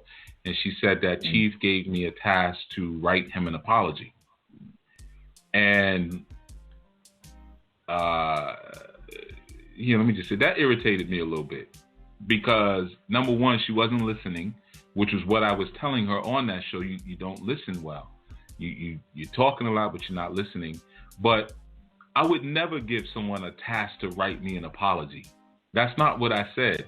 I said, I want you to go back. I said, maybe a year from now, maybe 3 years from now, you're going to go back, you're going to listen to this show, and you're going to be like, oh my goodness, that's what I was doing. I sounded like this. And I said, when you decide to apologize, I just want my apology in writing. That's what I said. I didn't say I want you to go write me an apology. It was irritating because like, no, I wouldn't tell an adult to write me. And if that was the case, all of y'all would be writing me apologies. I mean, everyone is crossed the line at some point. But no, I just wouldn't do anything like that. So when she said that, I was just like, this is how, and I'm not blaming her because we already know, like we spoke about it, there's some challenges there with really being able to hear what is being said. And she has that nervousness, like she said, she's real nervous and stuff. Sometimes when you're nervous, you don't hear things as they're being said and all of that. You see, this is the problem now. I'm sharing this now days later, and you see now I'm being nurturing about it. See, that if I would have said it a couple of days ago, I'd have been like, nah, she should have just listened. I wouldn't be saying all that stuff about her being nervous. My thunder's going. So now I'm like being a father about it. So I'm not blaming her, but I'm just saying I want everyone to know I would never give someone an assignment to apologize to me. I'm trying to think if I ever did that while I'm talking, but no, I don't think I've ever even did that to a child. Because I've never been an advocate of that. If you don't feel to, that means it's not going to be sincere anyway, But no, that was not the task that I gave her. She fed back wrong information.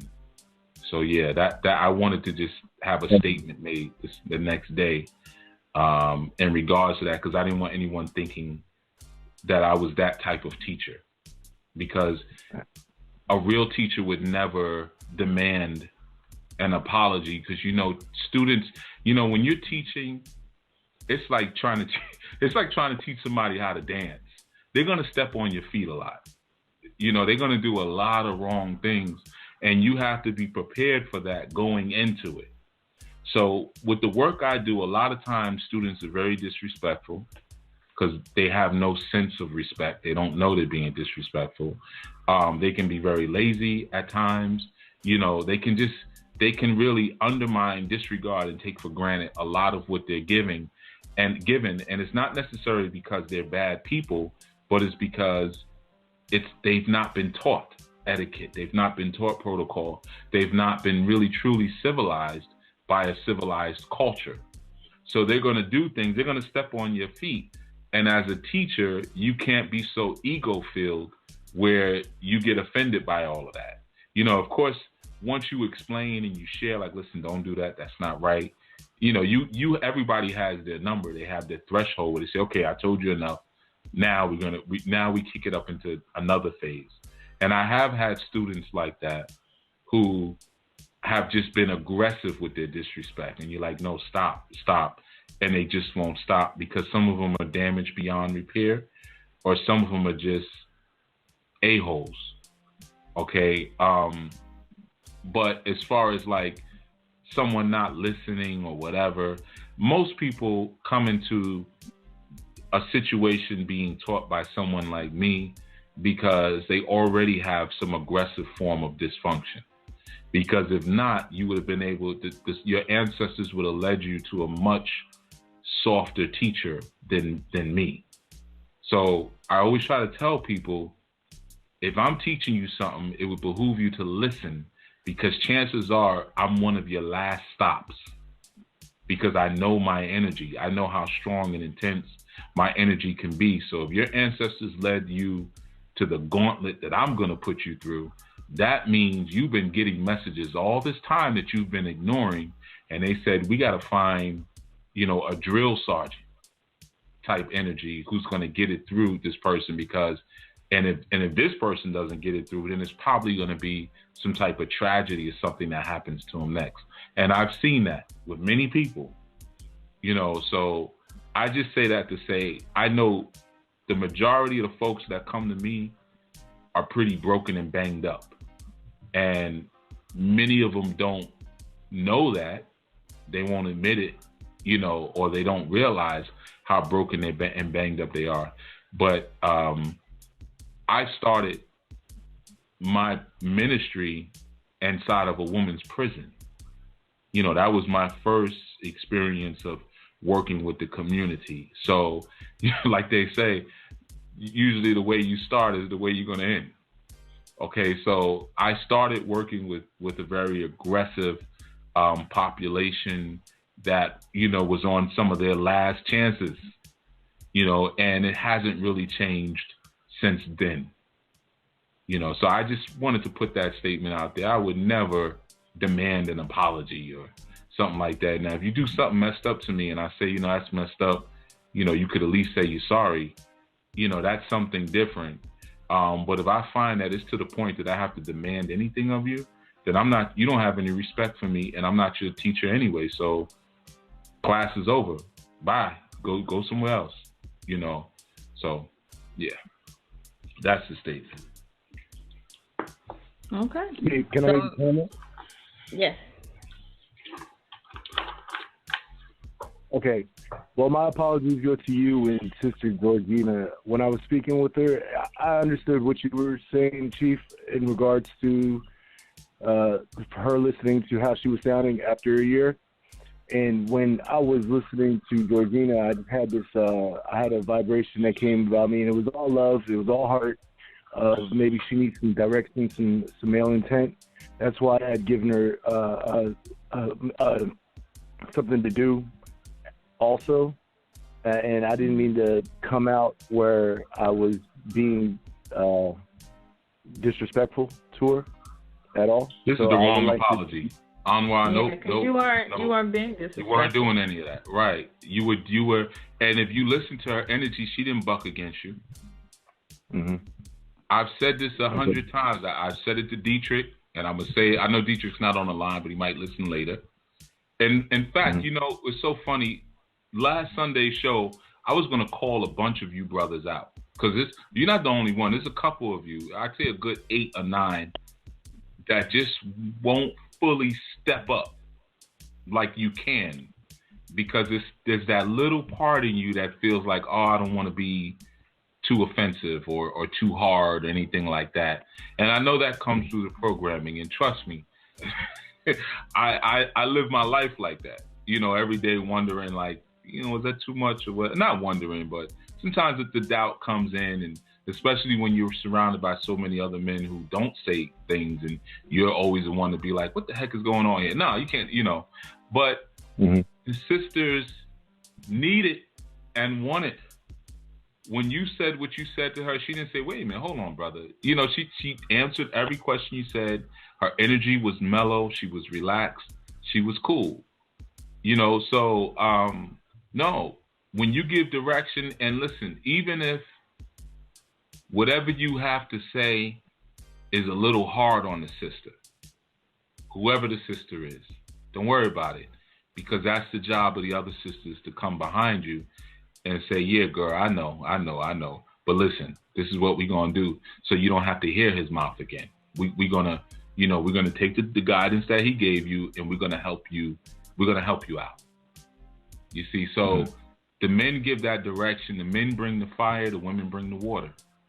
You know, but you can't bring the fire and then come and put your own fire out, you know, because you're undermining your very statements. And that's going to mean that some of the sisters are not going to see, they're not going to see you as a sex symbol once you start speaking like that. At first it's sexy because, you know, women, they like sometimes when you check them or put them in their place, but then when they see it's consistent, it's not so sexy anymore. And that's the sacrifice that a lot of brothers are going to have to make. You know, you make the choice between helping these sisters or keeping the potential of access to their vagina open. My thing is, I think it's better to help them. You know, it's just better. It's more fulfilling. You know, it's just more fulfilling to help. So No, you weren't too hard on it. Just like there's times when Brother Byron calls and he deals with you in a very stern way. I've heard him do that, Brother Anwar. Are you saying? They broke hard. Yeah, he pulls his brother right on you, and I've heard him do it. He's done it to Dietrich too. Hey. You know, yeah, he did it to Dietrich yesterday. Yeah, he got on Dietrich with that. This is poppycock, and this is pure rubbish and poppycock. You know, like he'll get on you. You know, Brother Dietrich. You know, right, have your thoughts. You know, and he never says, "I don't mean to diss you," or because no, he just says it. It has to be assumed and known that this is all love from the gate. Number one. And number two, you can't tell me that you don't want an older brother who's further along the path. And Brother Byron is established. He has his family. He's got his career. He's got his home. You can't tell me you don't want a brother in that position to give you some advice. Mm-hmm. You see? So it's just like there's people who are further along this path than I am. And I love when they call me and, hey, Baba, Haru, what's going on? What are you up to? And da-da-da-da, and give me little gems and little tidbits and drop little things on me. I love that. And sometimes they'll say things very directly in a way that I may not appreciate at the time. But, it's that chain of life almost in a way. Because there's times that they'll speak to me the same way I speak to you. So the same intention that I have for you to be on top and for you to win, they have for me. And I won't see it as anything different than that. Just like when we were at the last retreat, Brother Zach was speaking to one of my sons, and he was schooling him on something, about a situation that he had gotten into a fight. So he was schooling him on, the why, and you just basically giving him some guidance and kind of backing him into a corner. Now, again, it's the chain going down, so it's the same thing with the sisters. The sisters are calling into this show not because I make them feel comfortable or Sister Kim makes them feel comfortable. They're calling in because they lack direction. And, that's understandable that they lack direction if there's no man present. And, when you're able to provide that, don't undermine it by snatching it away. I guarantee you Georgina was thankful. She may not have sounded thankful on the phone, but you notice she calls back, and she calls back in. And after I got on her about all that whispering, the next call, she was a little bit more animated. So they need the guidance and they need the direction. And it's our job to keep our spine straight and be unbending. And as long as we're focused on the love, that love vibration and focused on establishing a spiritual family, then it's all good. And if you're too harsh or you're wilding out, I'll tell you. Don't worry. I'll tell you on the side. I'll send you an email and say, hey, that was good work. But, and I will tell you, matter of fact, I'm going to put it out there. There's been a time that even Brother Byron asked me about that. It said, you think I'm going too hard? Nope, not at all. Keep it up. So as brothers, we'll check each other. If it's a little bit too much, and then sometimes the sisters will come to you respectfully and say, brother, that was a little rough.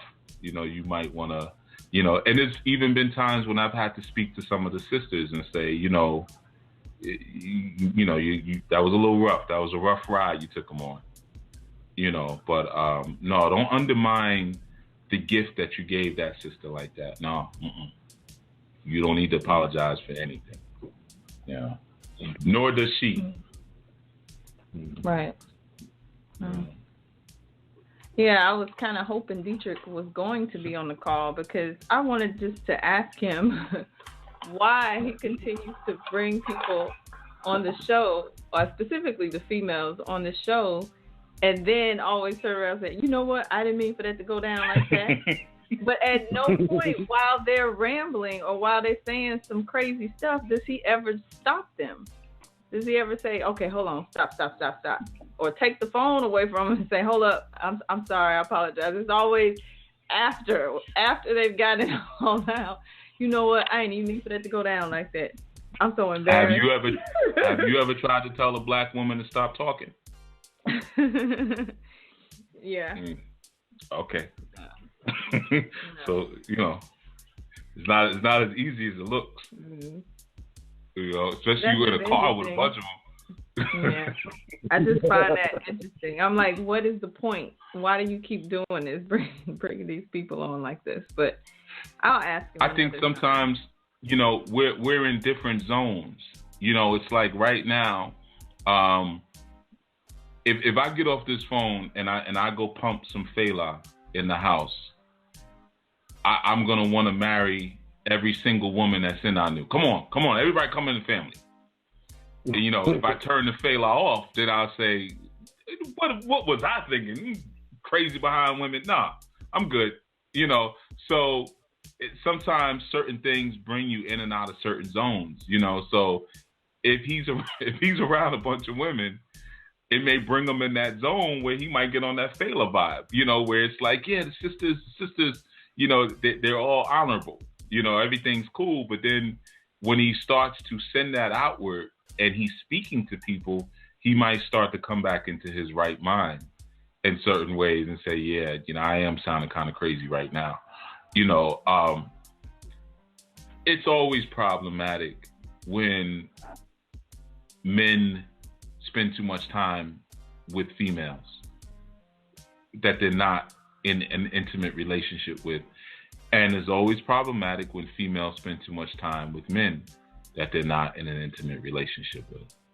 And, I know we speak about the virtues of, having friends of the complementary sex, but that's not really natural. If you're a woman and I'm a man, we need to be doing some things, and that brings clarity to the situation, because if these are his homegirls and they assert an opinion, just like if I'm out with my homeboys and they assert an opinion, I'm not going to necessarily correct them, because of the nature of the relationship. So once you start to step into certain zones with the complementary sex, you actually bring complication. Anytime I'm around a female, I treat all females the same. So I don't, even if we're not in an intimate relationship, I'm still the head. I'm still the lead here, no matter what. And if a female sees me as a friend, she's not going to understand why I would assert authority or leadership in a friendly gathering. So sometimes that's the problem. It's the nature of the relationships we carry because of the lack of functional community around us. We think certain things are acceptable, but they really are just not natural. Because I could tell all those sisters are single. You could hear it. Mm-hmm. So why doesn't he just scoop them up? Yeah. Now chances are it's because maybe he doesn't want to deal with certain things are not right in terms of their culture, their psyche, and he doesn't want to deal with that.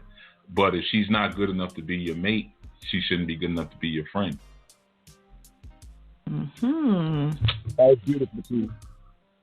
That whole segment that you did was beautiful, especially about the chain. Yeah, well, there's some people not gonna like what I just said. So thank you. Mm-hmm.